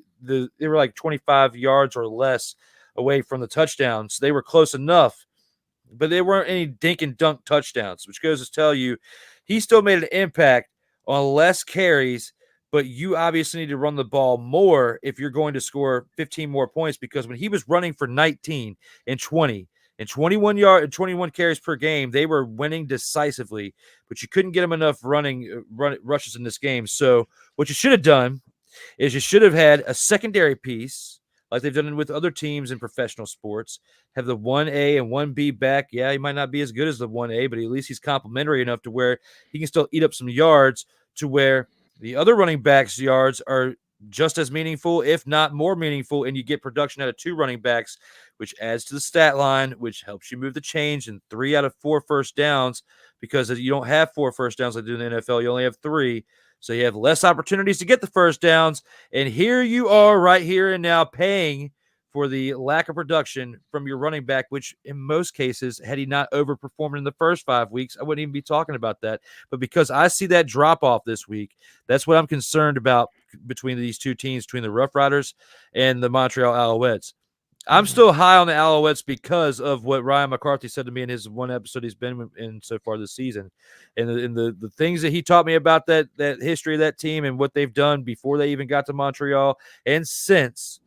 You know, when it comes to right here, now that both teams have suffered an L, I will sit here and say Montreal is better than Saskatchewan. But we may have just found out this past weekend that BC Lions are not a team to sleep on because of their quarterback, but their entire team is clicking on all cylinders, and they're going to be a team to watch out for the remaining 2/3 of the season. Yeah, that's good analysis. Yeah, and what I would like to just see, what I like to see to me, and I think I'm with you. I think if you have to compare the two teams, I like the Alouettes a little better because seemingly their defense is not as good as the Roughriders to me, but they do come up most times to play. Offensively, they're explosive, but they just simply can't run the ball. And the Roughriders, they commit to running the ball, but they can't always click when they run it. And I think that gets in the way. That might get in the way just a little bit more. But yeah, to me, of the two teams, I think I like the Alouettes a little better in terms of overall picture. But in terms of the style of play, I like the Roughriders better because I think they're ready. They're ready to play for the Stanley Cup. They have the style of play that can be Stanley Cup championship caliber, more so than Alouettes, in my opinion. Absolutely. And we do have one more topic to get to on the featured attraction, but it's actually probably the saddest of them all. Hey! Who's giving them the business? We lost a lot of people in Hollywood this past weekend, but we also lost somebody on the gridiron and somebody that was gone way, way, way too soon. It was definitely very surprising. When you look at former NFL wide receiver and Super Bowl 47 star Jacoby Jones, shockingly dead at 40, how will he be remembered, and how should the Ravens honor the former legend beyond the 2024 season? This is a different scenario than we talked about with Kyrie Jackson with the Vikings last week. I mean, you're already going to honor him with a number on the patch, you know, if you're going to do the typical thing. But this is your Super Bowl 47 star that you arguably probably wouldn't be a two-time Super Bowl champion without him. What are you going to do to honor this guy if you're a part of the Ravens staff there, Cole? And he came very close to actually getting MVP in that Super Bowl too. Yes. You asked how will he be remembered? Well, he did have a remarkable touchdown reception. It actually was a catch and run, and that was great. That was a great highlight. Of course, the other highlight in that Super Bowl for him was a goal line to goal line touchdown, kickoff return. So he'll be remembered for those two plays, along with the 80-yard Hail Mary bomb from Flacco to him in the waning seconds when they were down 35-28 to the Broncos with about 30-ish seconds left in the game. And that catch and that touchdown that he got deeper than the deepest man of the Broncos, that, to me, I think that particular play, I think propelled the Ravens to being the Super Bowl champs that year. Otherwise, I think we would not have seen them even compete for the AFC crown, because I think they would have been eliminated, in my opinion. Absolutely. Yeah. So yeah, I think I credit him for being on the business end of the play that propelled the Ravens to the Super Bowl. And I credit him I credit him just a little bit more than Flacco in being the person that brought them the championship. And he will be remembered fondly for those plays. Absolutely. I mean, he could have been arguably one of the biggest pieces to Joe Flacco getting that big contract extension from the Ravens. Like, you don't have Jacoby Jones, you don't have what happens in that Super Bowl, you don't get paid the worst contract. Well, I wouldn't say the worst, but one of the worst contracts for somebody to get paid and not give the level of production that was warranted by the pay. Hey! Who's giving them the business? And now we have to get to my favorite part of the week, the snowflake of the week. Hey! Who's giving them the business?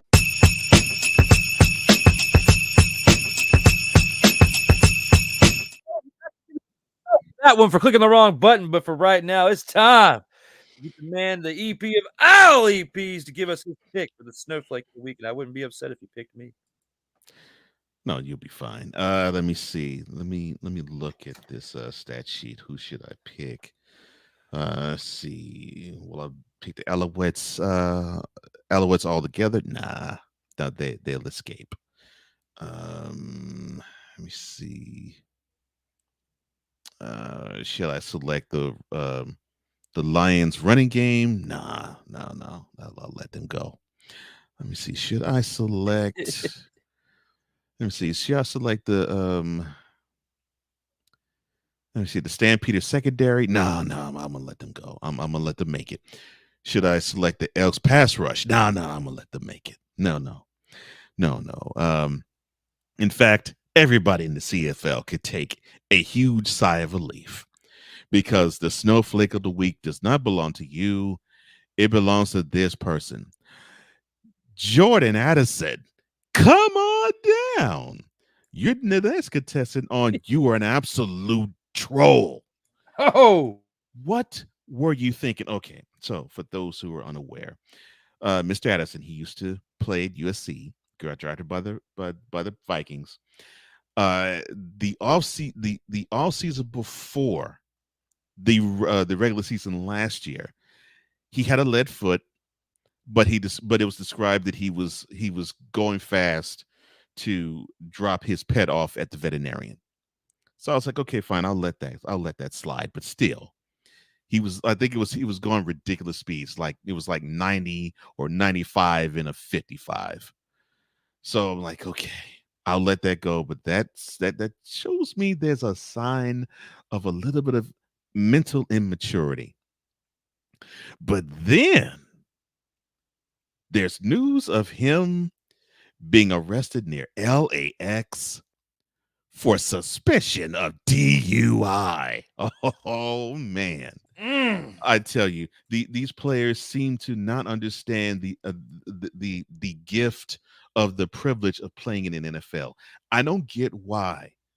You have enough money to where if you're going to be sauced, call an Uber or call others or another car service that you might be able to afford and have them drive you around. But no, you're bulletproof. Like I said earlier, you hop behind the wheel and then you blow more than a 0.08 when you get stopped.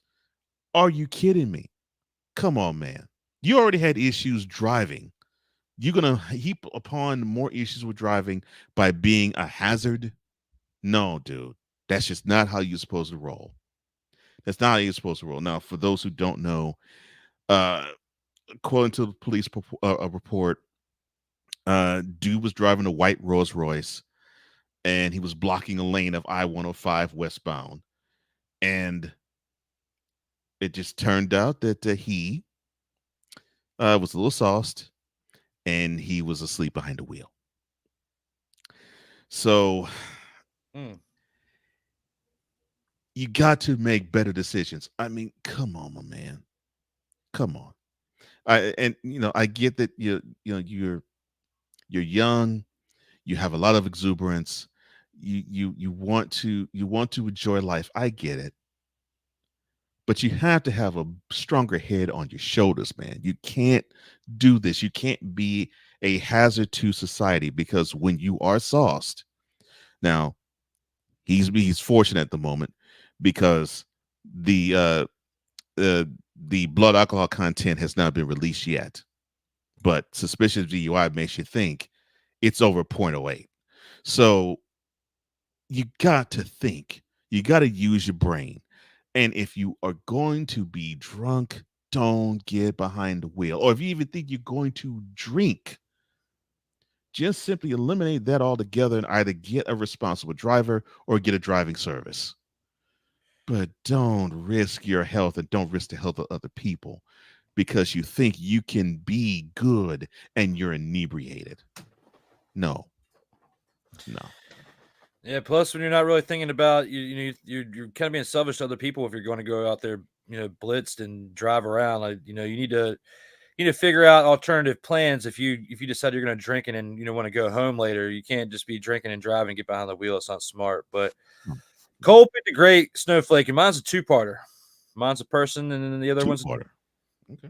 So it'll be a quick one because I got less facts than I think the two facts between the two individuals, the one team and the one person, will be enough, but about as long as what Cole just did. So I think it'd be pretty respectable. But thinking about what has transpired in football, especially with what happened yesterday, I'll get to that in a second. But my first snowflake, the person I would have to say is myself. Okay, I gave Cole the option to do it. So I'm gonna do it. I'm gonna give myself a snowflake of the week because, without going into too much detail, basically, you talk about the emotional intelligence, but it cannot really prevent anxiety or a panic attack or whatever I was experiencing when I first started this show 2 hours ago. I'm just gonna be straight up and real with you guys. I was not feeling right. I was not feeling. It wasn't as bad as like when I had the stroke, almost 15 months ago. But it was definitely kind of an uneasy feeling because I put a lot into these projects. Cole puts a lot into the prep as far as like what we're seeing in these transitions and stuff that he's built and will continue to add on to over time. But, I put, a lot of work into not only this, but the slate, but our in or out sports debate show that we have at night. And then the show that I have tomorrow that I'm making special time to do before I go to work with the Commander's Gridiron Report for a one-off July episode. It's a lot to put a lot of work into it. But I feel like I let the time restraints and the fact that honestly I got a little bit off schedule on my sleep last night because the heat really kicked my rear end yesterday. I think my body's just telling me I'm a snowflake today, not be able to handle it and to have that panic attack because I've never really experienced anything like that before.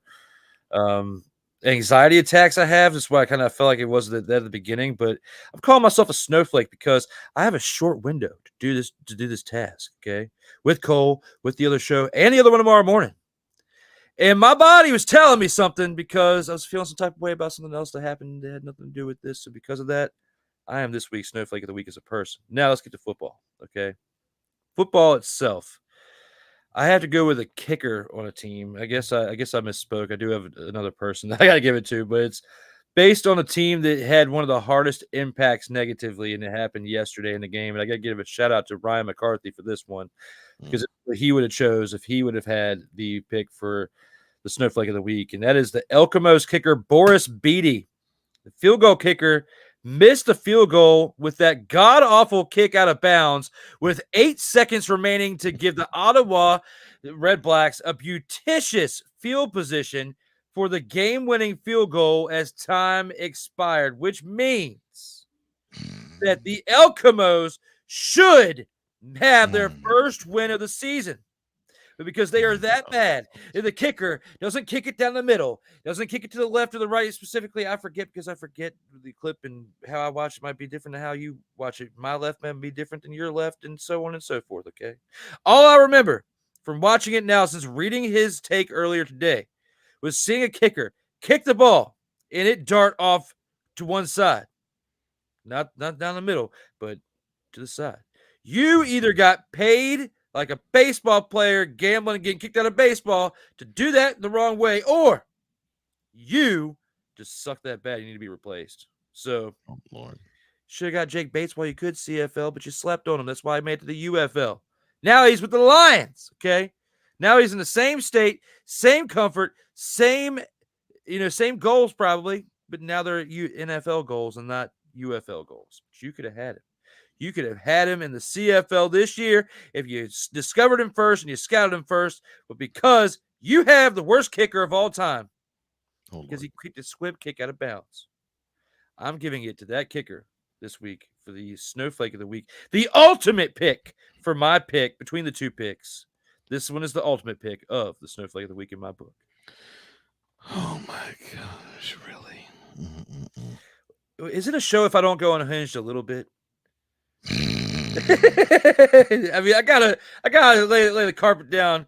Gotta lay it thick in some areas, but sometimes I gotta just sprinkle it a little bit just to let them know I'm still here. I haven't gone anywhere. But that was your dose of that for today, while still battling something that it's a little uneasy. But hey, we're here. What doesn't kill you makes you stronger, and we have to get to the 2-minute drill now. Take us home with the upcoming games this week.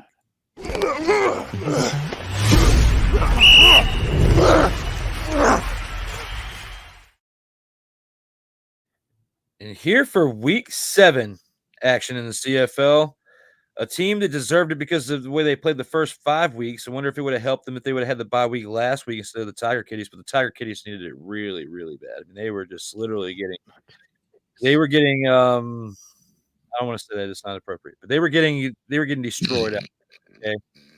You be glad, FCC, I changed what was in my mind into what came out of my mouth because they literally got destroyed, okay? They were 0-5. They're on the bye week last week. Well, this week they come back to action as you got to look at the first game.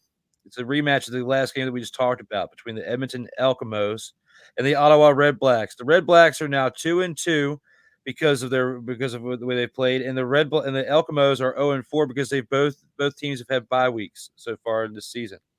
So the Elks be able to get the one up this time, or will they be able to tie the series between the two with a game apiece after this Friday 7:30 p.m. matchup, or will they fall to another blunderous bad play to end the game and give them a 5th consecutive loss?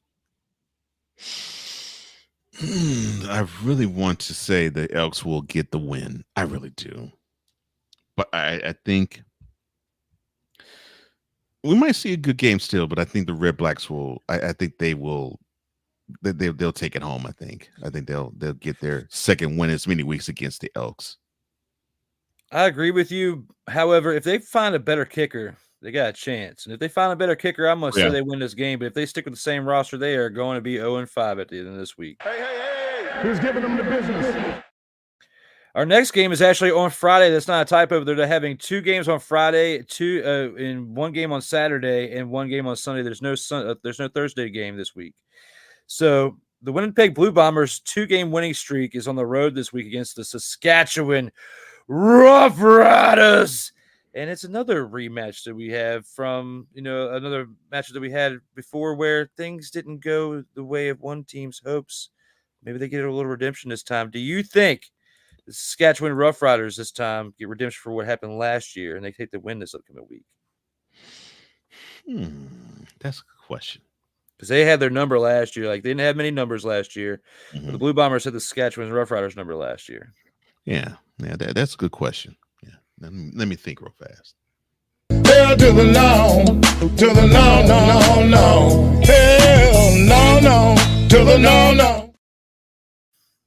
I don't think so. And unfortunately for the Blue Bombers, I'm glad they're riding high off a 2-game winning streak. But they're playing a team now where they are coming off a big time L, and I think they want to redeem themselves. And normally, a good team, when they suffer an embarrassing L, they take it out on the next team they face. And unfortunately, the Blue Bombers, the Roughriders are going to give you a rough time in Regina. I feel bad for you. I really do. Yeah. I want them to continue the winning streak. I don't see it. I'm with you on that. I feel like that they got smacked in the mouth this past week and being the Roughriders, and they got humbled a little bit and realized like they got a little too cocky in some spots, but they did play one of their best competition all year. You can't get so angry at them with how the result is. Right. If they improve from it, that's all you can ask for. But if they regress, then that's a different story. But I'm with you on this. Then they improve to 5-1, get back on track, get ready for their next opponent the following week. They're on to the next one after this week, but it's going to be a bumpy one in the road a little bit. Maybe not as pretty as they want. Maybe not like what the BC Lions had against them this past week with a 15-point victory. But I got a feeling it's going to be a little bit more than a touchdown, maybe an 8 or 9 point deficit. But they're going to roll away with this victory here. Hey, who's giving them the business? Our next game is on Saturday. The Toronto Argonauts are 3-2, traveling to Hamilton to take on the Tiger Kitties, who are back from their previous bye week, where they definitely needed to have this help, or they were going to get laid out to pasture with an 0-5 record. They would have been 0-6 if they played this past weekend. When you think about that, Cole, can they go to 0-6 definitely now with who they're playing this week, or can the Argonauts fall to 3-3 and give the Tiger Kitties their first win of the season? Ooh, now this is tough. This is normally when. To me, I think this is normally when you have the recipe for disaster for the squad that got a big time win, and they're on the road, and they're playing a team that they feel as though they can beat, instead of being on the road like they were last week and playing a team that people didn't give them a chance of winning. And so they put forth their best effort, and they already beat them before. So they avenged the earlier L, and then they do it on the road. This is a tough one for the Argonauts.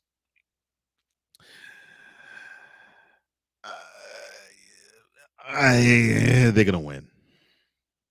I think the Tiger Cats are going to be 0-6. I want to say they're going to win it. My mouth just can't say it. It can't form that out of my mouth. I'm sorry. You know, for the Tiger Kitties' sake, for their morale, I want to disagree with you. But watching them play those first 5 games, there's no way I absolutely can. I cannot pick them. The Argonauts definitely been picking some things up here lately, and they've been playing mediocre. That's probably the best way to put them. But they did just beat a team that was undefeated this past week. If they can go and beat an undefeated team to knock their streak off, I have a feeling they can continue a losing streak of another. I'm going to definitely agree with you on this and go with this team gets served their 6th straight L, that being the Tiger Kitties. Hey, who's giving them the business? And now for our last game of the week, which could potentially, I got a feeling this one could potentially be our game of the week here. Unless the Blue Bombers stay hot and this game goes back and forth with that Friday night game with the Roughriders, I got a feeling that the BC Lions and the Calgary Stampeders are going to be a sleeper game because everybody's going to be like, well, the BC Lions are going to their 450 passing yards and get their rushing attack back. Well, not necessarily. I mean, I got a feeling that we could see potentially our guy get humbled a little bit this week. Do you think that potentially happens, or do they keep rolling and rout the Stampeders this week and keep them from getting to 500? Oh my goodness. Okay. What you're gonna be doing Saturday night during this game, probably. Yeah. Well, see, this is troubling. Yeah, this is troubling. The Lions of riding high. I mean, the Roughriders are they're not a team to sneeze at, and they beat them by 15. So, and of course, it was in Vancouver. This game is in Calgary, so they're gonna go on the road. They don't strike me as a team that feels as though they could throw their helmets on the field and get a W. But they're going to get the best effort from Calgary because they took it on the chin to the Blue Bombers. So they're going to come out with a little more fight. I don't think they have enough fight for the Lions. So I'm going to pick the Lions to beat the Stampeders. As much as I want to pick the Stampeders, because with their lineage, they've been a pretty respectable team overall. I'd like to pick them, but unfortunately, based on the matchup here, and based on what we've seen, if we hadn't watched a game all year and I was blind picking, I might pick the Stampeders. But because we're picking a 5-1 team, it had just knocked off another undefeated team this week to basically put them in first place the entire league, let alone their division. Right. I got to agree with Cole here. I'm going with this BC Lions team. As long as this quarterback continues to play, continues to stay hot, and this team continues to click on all cylinders, I don't think there's anybody that can stop this team again for the rest of this year. Hey, who's giving them the business? That's a bold statement this early in the year. I mean, we're only a third of the way through the year. I mean, if we've gone through 6 weeks and there's 18 games, so we're literally a third of the way. We got 2/3 to go. Anything can happen, like the kid in the Angels in the Outfield says. I'm trying to keep that alive. For those of you who don't know what's up with that, go back and watch the VHS tape if you know what a VHS player is. But right here and right now, that concludes the 2-minute drill, and it's time for us to take it to the post game. As long as it's one. Oh, that's great. I love it. I hope it actually is recording. Here with the post game, we basically wrap it up with a bow on what we are thinking for the conclusion of this episode when it comes to the remainder of this week in football or anything in general that we might not have touched up on enough. With that being said, Cole, I'll let you have the floor, my man. All right. And so we're here. We now are hearing more NFL news, and normally when that happens, obviously training camp is right around the corner. So next week we'll be hearing teams reporting to their training camp destinations, and it is still an exciting time for me. I'm glad that we're here. I'm glad that football is returning in a major way here. And of course, you're saying, well, Cole, well, that may be true, but you and Drew have been doing football stuff and football on the field stuff ever since the Super Bowl. So we haven't missed much of anything, which is true. But the NFL is a different breed of football than any other. Same thing like the CFL. It's a different breed of football. And even the UFL, it is a different breed. Although, yes, there is parallels in terms of the field distance with the NFL and UFL. However, the energy is different because the competition is different and the motivation for why the league exists is different. In NFL, we're watching the best in the sports get on the field and play. And when we have that is what makes things exciting. It's like seeing the NBA assemble the best of its best, and they go around the world and they in basketball dominate everybody, both in the men's and the women's game. It's the similar feeling to me when we watch the NFL. It's like, okay, these are the best players in the world. And when it comes to football, they're getting a chance to show what they can do better than any other human being on the planet. Forget the country, on the planet. Which, yes, I know this means we'll be talking ill about Cadell and probably hearing him be booed more than just the draft. We'll be seeing a whole lot of, well, which team is going to be from worst to first? Are the Lions for real? Will the Eagles take a step back? Will the 49ers go to the Super Bowl again, or will they take it on the chin? It will mean we'll hear all those questions. It will mean also we'll hear, well, okay, which one is more real, the Browns or the Texans, or did the Commanders draft the right guy to be the leader of the team in Jaden Daniels? A lot of questions. I mean, heck, I can go with the endless amount of Cowboys questions, from can Dak actually get them anywhere close to the Super Bowl? Or can they sniff an NFC Championship game for the first time in 29 years? But the thing is, we are now at the precipice of an exciting year. And of course, yes, I know we'll get can we get Taylor Swift off the screen? Hearing it from all of you. Me, I don't care.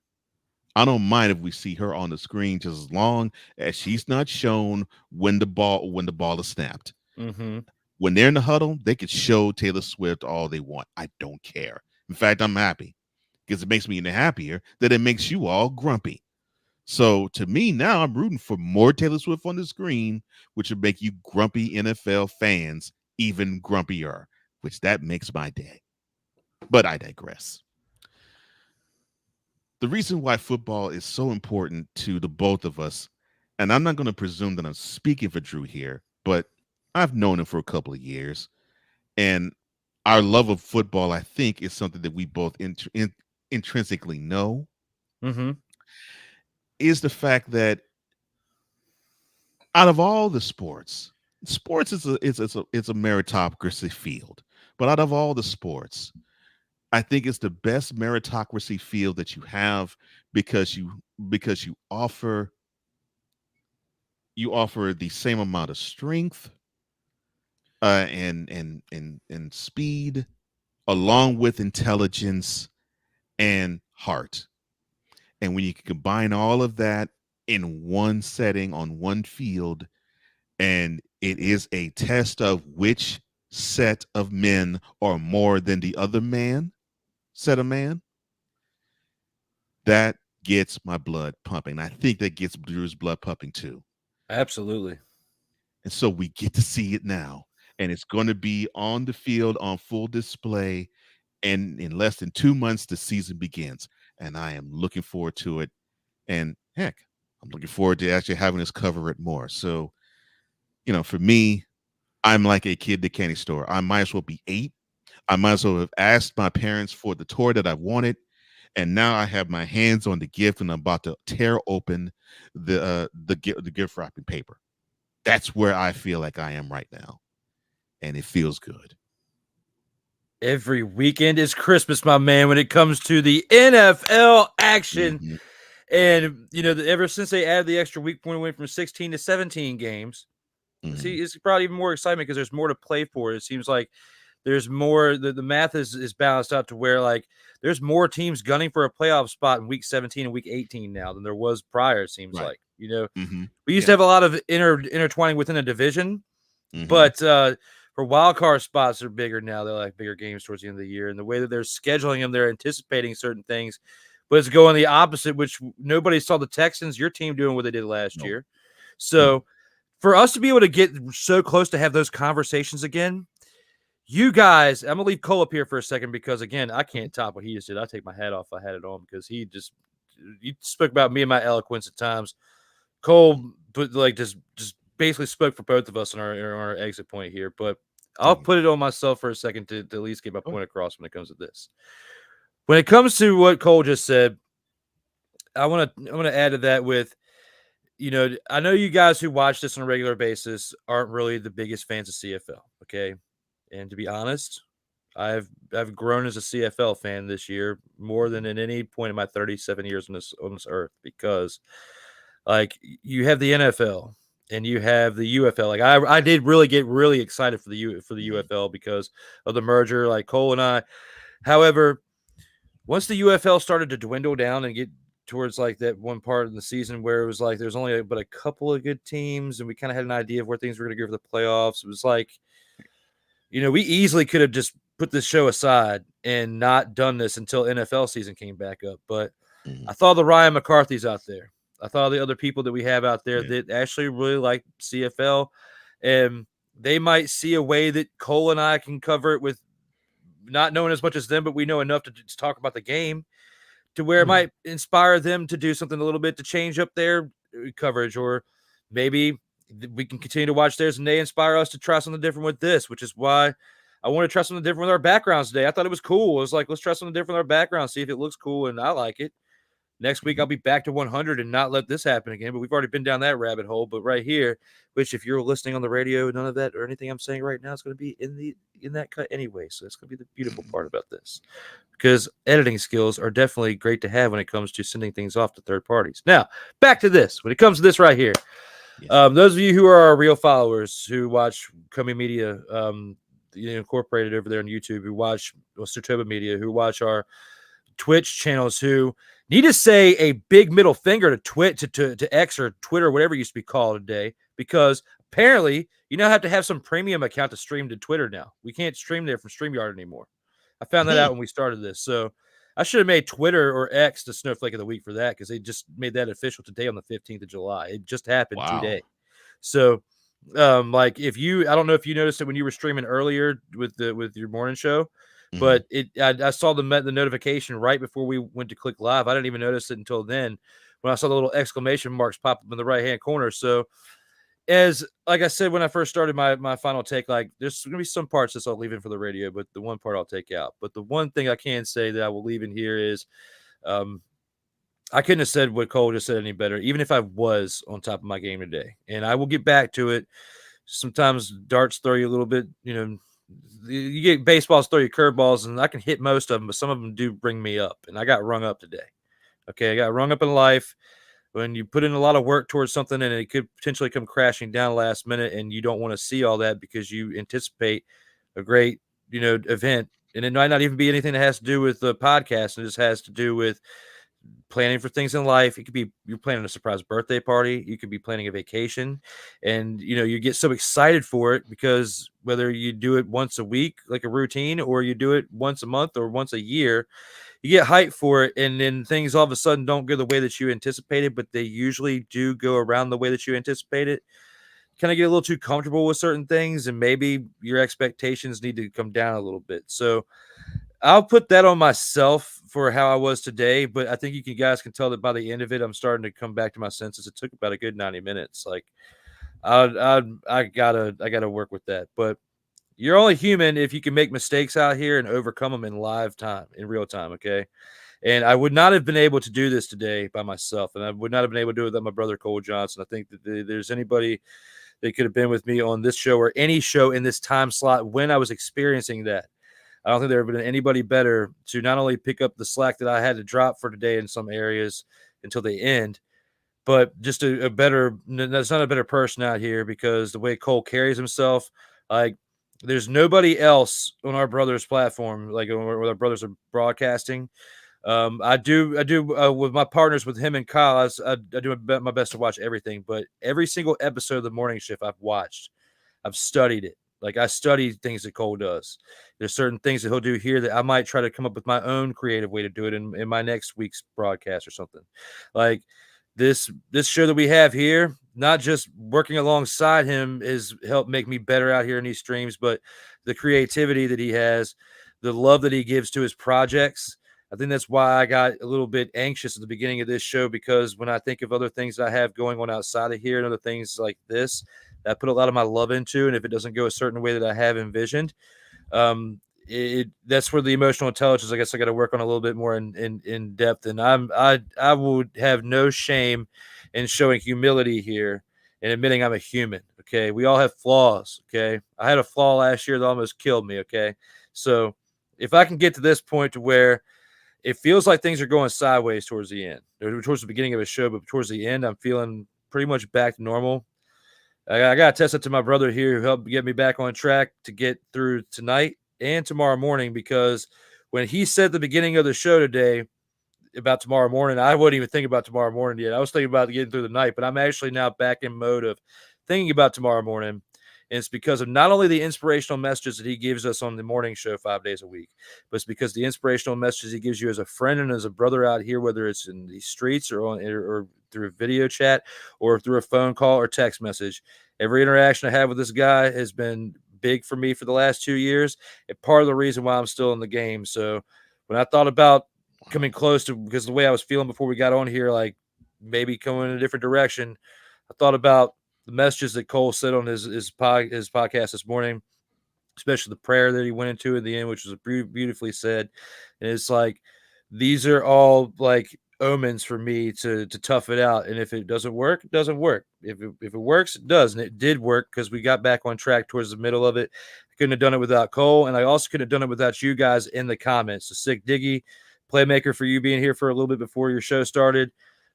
Dante coming in with the clutch again too. You know, those of you who came through, Victor Law, yes, that even makes me hyper even more, because Victor Law is in the house. I told him earlier on Cole's show in the comments that I would have to take him off the milk carton, and now I'm definitely going to expedite that process now that you comment on this show today. Okay, holy crap, I'm way back to normal now. Oh yes, because there's not anxiety getting in the way of like a funnel in between my words. So the milk carton. To be 100% real, before I flip it back over to Cole to send us home, because I took this a little longer than I wanted to.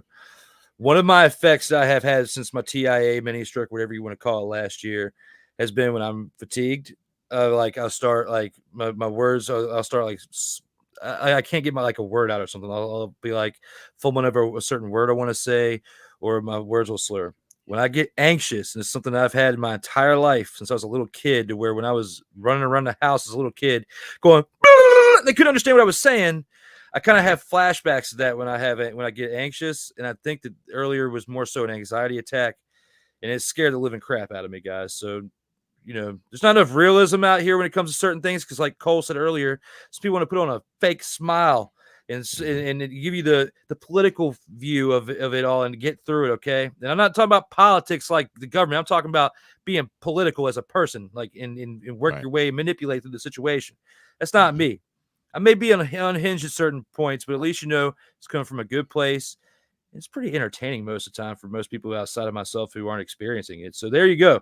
Hopefully this was an additional layer of entertainment for you today, as just being able to get through this show and get back on track because of this man that I work with and have the pleasure of working with every single Monday to start my week.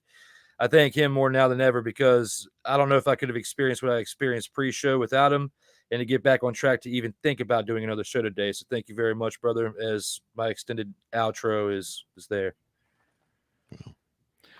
Well, whatever I could do to aid, whatever I could do to aid, I'll do is just say thank you, sir. Hey, it was karma because I was like, this morning because I was awake, I was like, I want to give Cole what I can actually give him now because I can actually watch the show live and I'm not like driving to work listening to it to where you can't text and drive, of course. Of course, by the time I get there, I can't really think about like commenting on it because I got to get into work.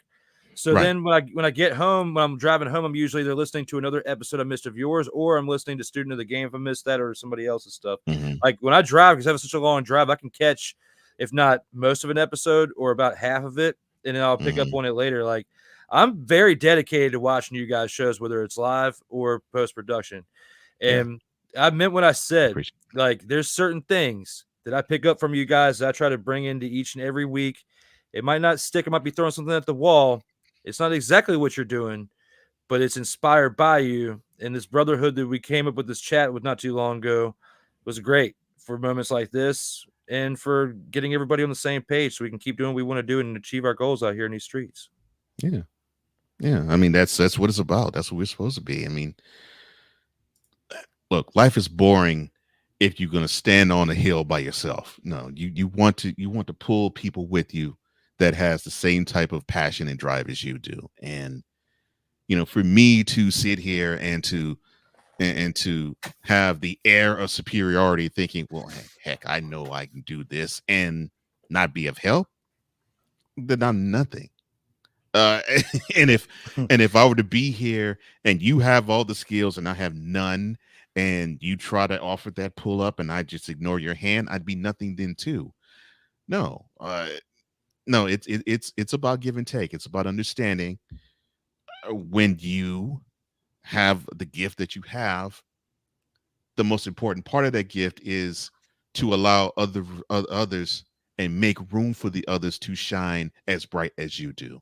And if you don't have that mentality and mindset, then you shouldn't even be on a platform with anybody. I don't care who you are. That's my goal. I mean, you've been there a couple of times now with my show that I have tonight. It wouldn't be. It's inspired by others, what they do each and every week. So, again, I can't thank you enough. And it's like you said, sometimes we got to pick up the slack when the other one's not on top of their game. And we're only as good as our team, just because we have different brands and different, patents or whatever, doesn't mean we're not all part of the same crew. So that's what like our crew that we have outside of here is why it's special. And why I'm looking forward to add another member to that crew as being part of the In or Out Sports Debate Show now that I've finally back on track. And with that, to prove that, because I'm feeling it now, Cole. I'm feeling it. I'm not like, I'm feeling this, okay? Got to give him one more thing on the way out. Shoot. Total Football Talk is brought to you by Sleazeball Meaty Subs. All new Beefy Boy subs. Extra meaty, extra sleazy. Enjoy the subs. Extra more.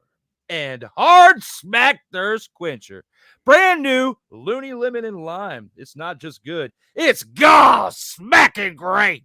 Oh, yeah. I'm surprise, motherfucker. Jerry Rice should learn to turn. Yeah, there it is. You get ready, because here we go. It's about to be unlocked here in about 2 hours.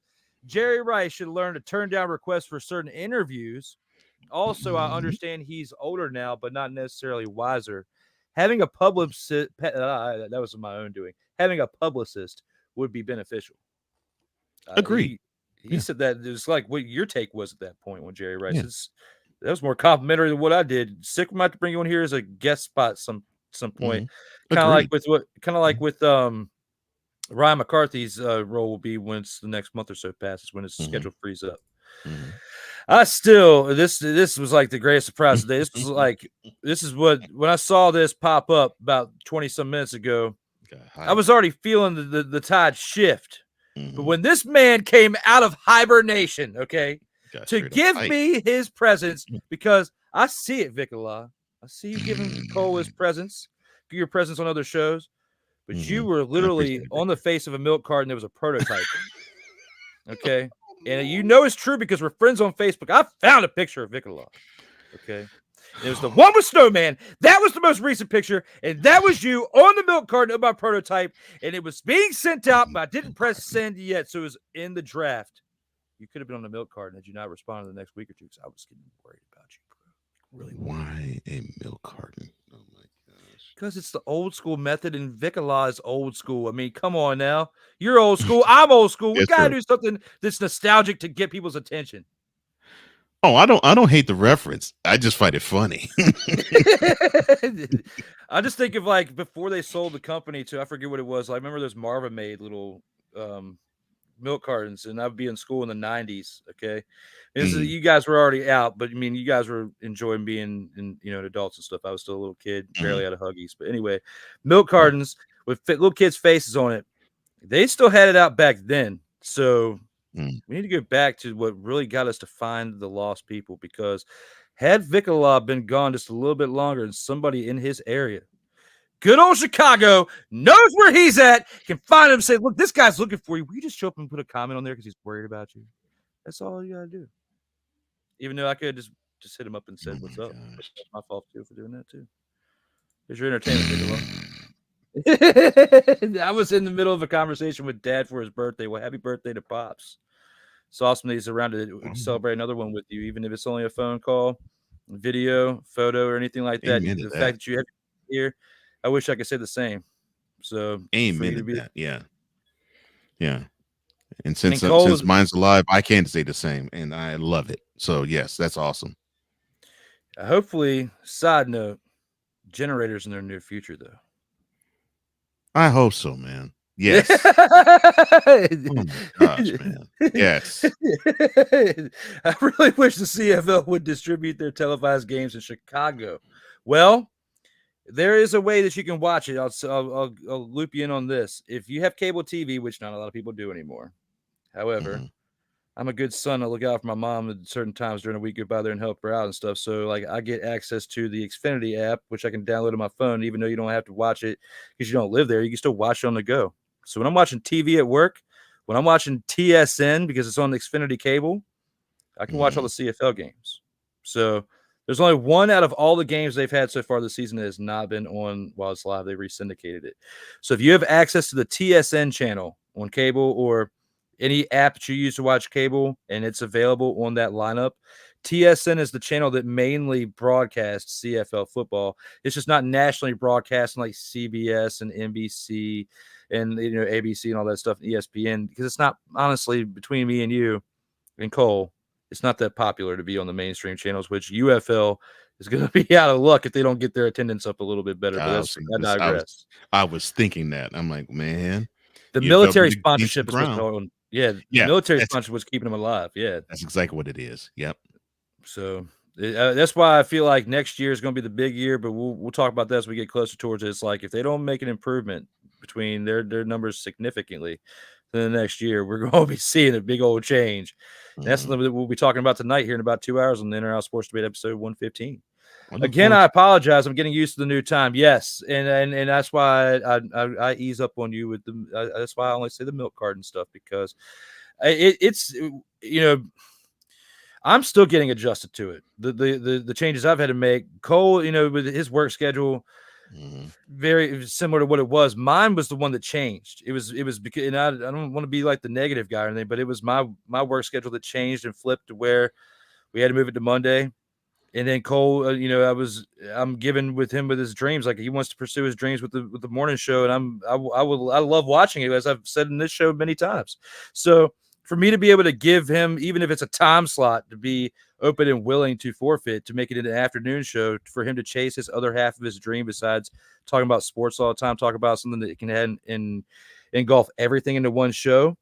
That's why we're not in the morning anymore, Vicala. And, that's why everything I said earlier, you could tell is genuine, because whatever I gotta do, man, to give back. This man's given me a lot in 2 years, and if I gotta sacrifice a little bit of time in the afternoon, even though we would love to definitely go earlier, but I digress. I'm cool with where we're at now, because we're still making it happen. That's the important thing. We're almost at 50 episodes, and whether it's Vicala showing up, whether it's Sick Diggy, Ike, I haven't seen him today, but still wherever he's at.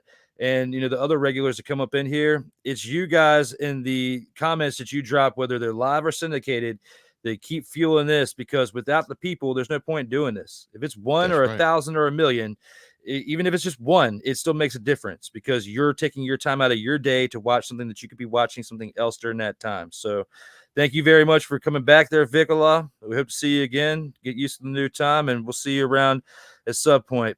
here down the road, at least with this show. And absolutely, I don't want the Ben Simmons treatment. Yeah, you went hard. Well, you and Snowman both, but we went hard on Ben Simmons for that little spurt in time. I'll never forget that. That was one of the first things I remember you guys doing 2 years ago, because that was when all the Ben Simmons drama was going on. Right. So, and no big, I'm glad you guys are covering football and not just NFL. Thank you. I mean, that was the vision that we had when we first conceptualized this show. It was. So the part that I'm the most proud of is through all the changes, primarily with my work schedule, and then you had some changes too, that we've kept it going every single week. You know, we might have to pull some audibles here with some guests to make it happen, but this show has not missed a week. Even the one where I abruptly got sick that morning, couldn't make it. Like, we still made it happen. So everything happens for a reason. If you truly love what you're doing and you love what you're doing with the other people, you'll make time for it. So that's where we're going to be. And as long as that is the name of the game right here, I'm coming every week. And I'm going to be back next week with double the shenanigans, because I got to make up for lost time today. So I got it back towards the end for you guys, but I didn't have for the whole episode. So I may be unhinged the entire episode next week. Get ready. I don't know. Oh, Lord. But don't cash that check, because I don't know if it's full yet. But other than that, Cole, we only got one more thing left to do, and you know what it is, and you're the best at it. So I got to pass the torch over to you, my man. All right. Well, I appreciate that. Well, should you want to reach Andrew Willingham, all you have to do is go onto the following social media homes. You can find him at Saratoga_media on Instagram, Saratoga_media on X. Well, you might not find him there anymore, because you might want to throw middle finger at Elon Musk. The Saratoga TikTok, and Saratoga Media on YouTube. Go to work. And if you want to find me on social media, all you have to do is go on to flowcode.com/page/host Cole Johnson. That is flowcode.com/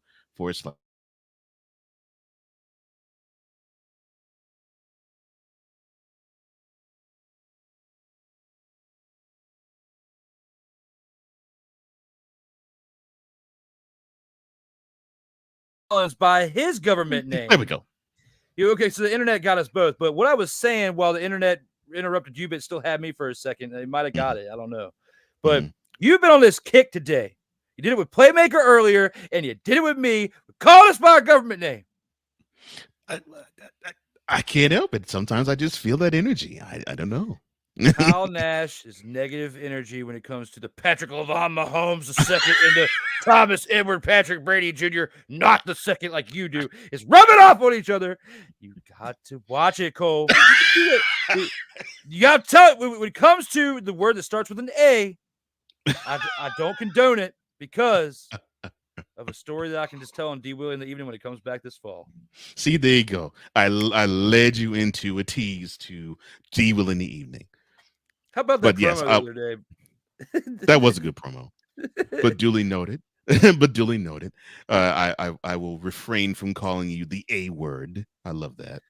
I either refer to it as the A word or the government name. Like, we can't be mixing the two or any of that up in here, just because I keep everything intact, my man. It's only I'm allowed to be called that if I'm in trouble. So if you call me that again, I'm just going to anticipate I'm in trouble, man. Then we got to have another conversation on the books. But gotcha. All right. This is for fun. We are adding the extended edition, but going forward, it's time to send us home, my man. All right. Well, thank you for liking. Thank you for sharing. Thank you for subscribing. And look, and thank you for the comments today. The TFT tribe, you've been showing up and showing out strong. We appreciate all of you. And if you want to comment on any of these wonderful shows, go to the Saratoga Media YouTube channel or the Comey Media Incorporated YouTube channel. We appreciate it. And hit the notification bell on each one of these platforms so you can catch not just Total Football Talk, but any platform. In or out sports debate tonight, D. Will in the evening in the fall, coming as Gridiron Report starting tomorrow, or Mentality. You can catch that right now on Comey Media. Of course, every morning you can catch the morning shift with Cole Johnson, and of course, BS3 Morning Shift Cole Johnson. You can catch that every weekday morning. But I digress. For Drew Willingham, I'm Cole Johnson, here to say in parting as we always do. In life, just like a tackle, keep your head up. And always remember, you got to play until the whistle blows. And to those of you listening on WQEE 99.1 FM in Atlanta, Georgia, thank you so much for your support, as well as Real Wise Radio. Thank you for syndicating us through the week. And as always, stay safe out here in these streets. See ya.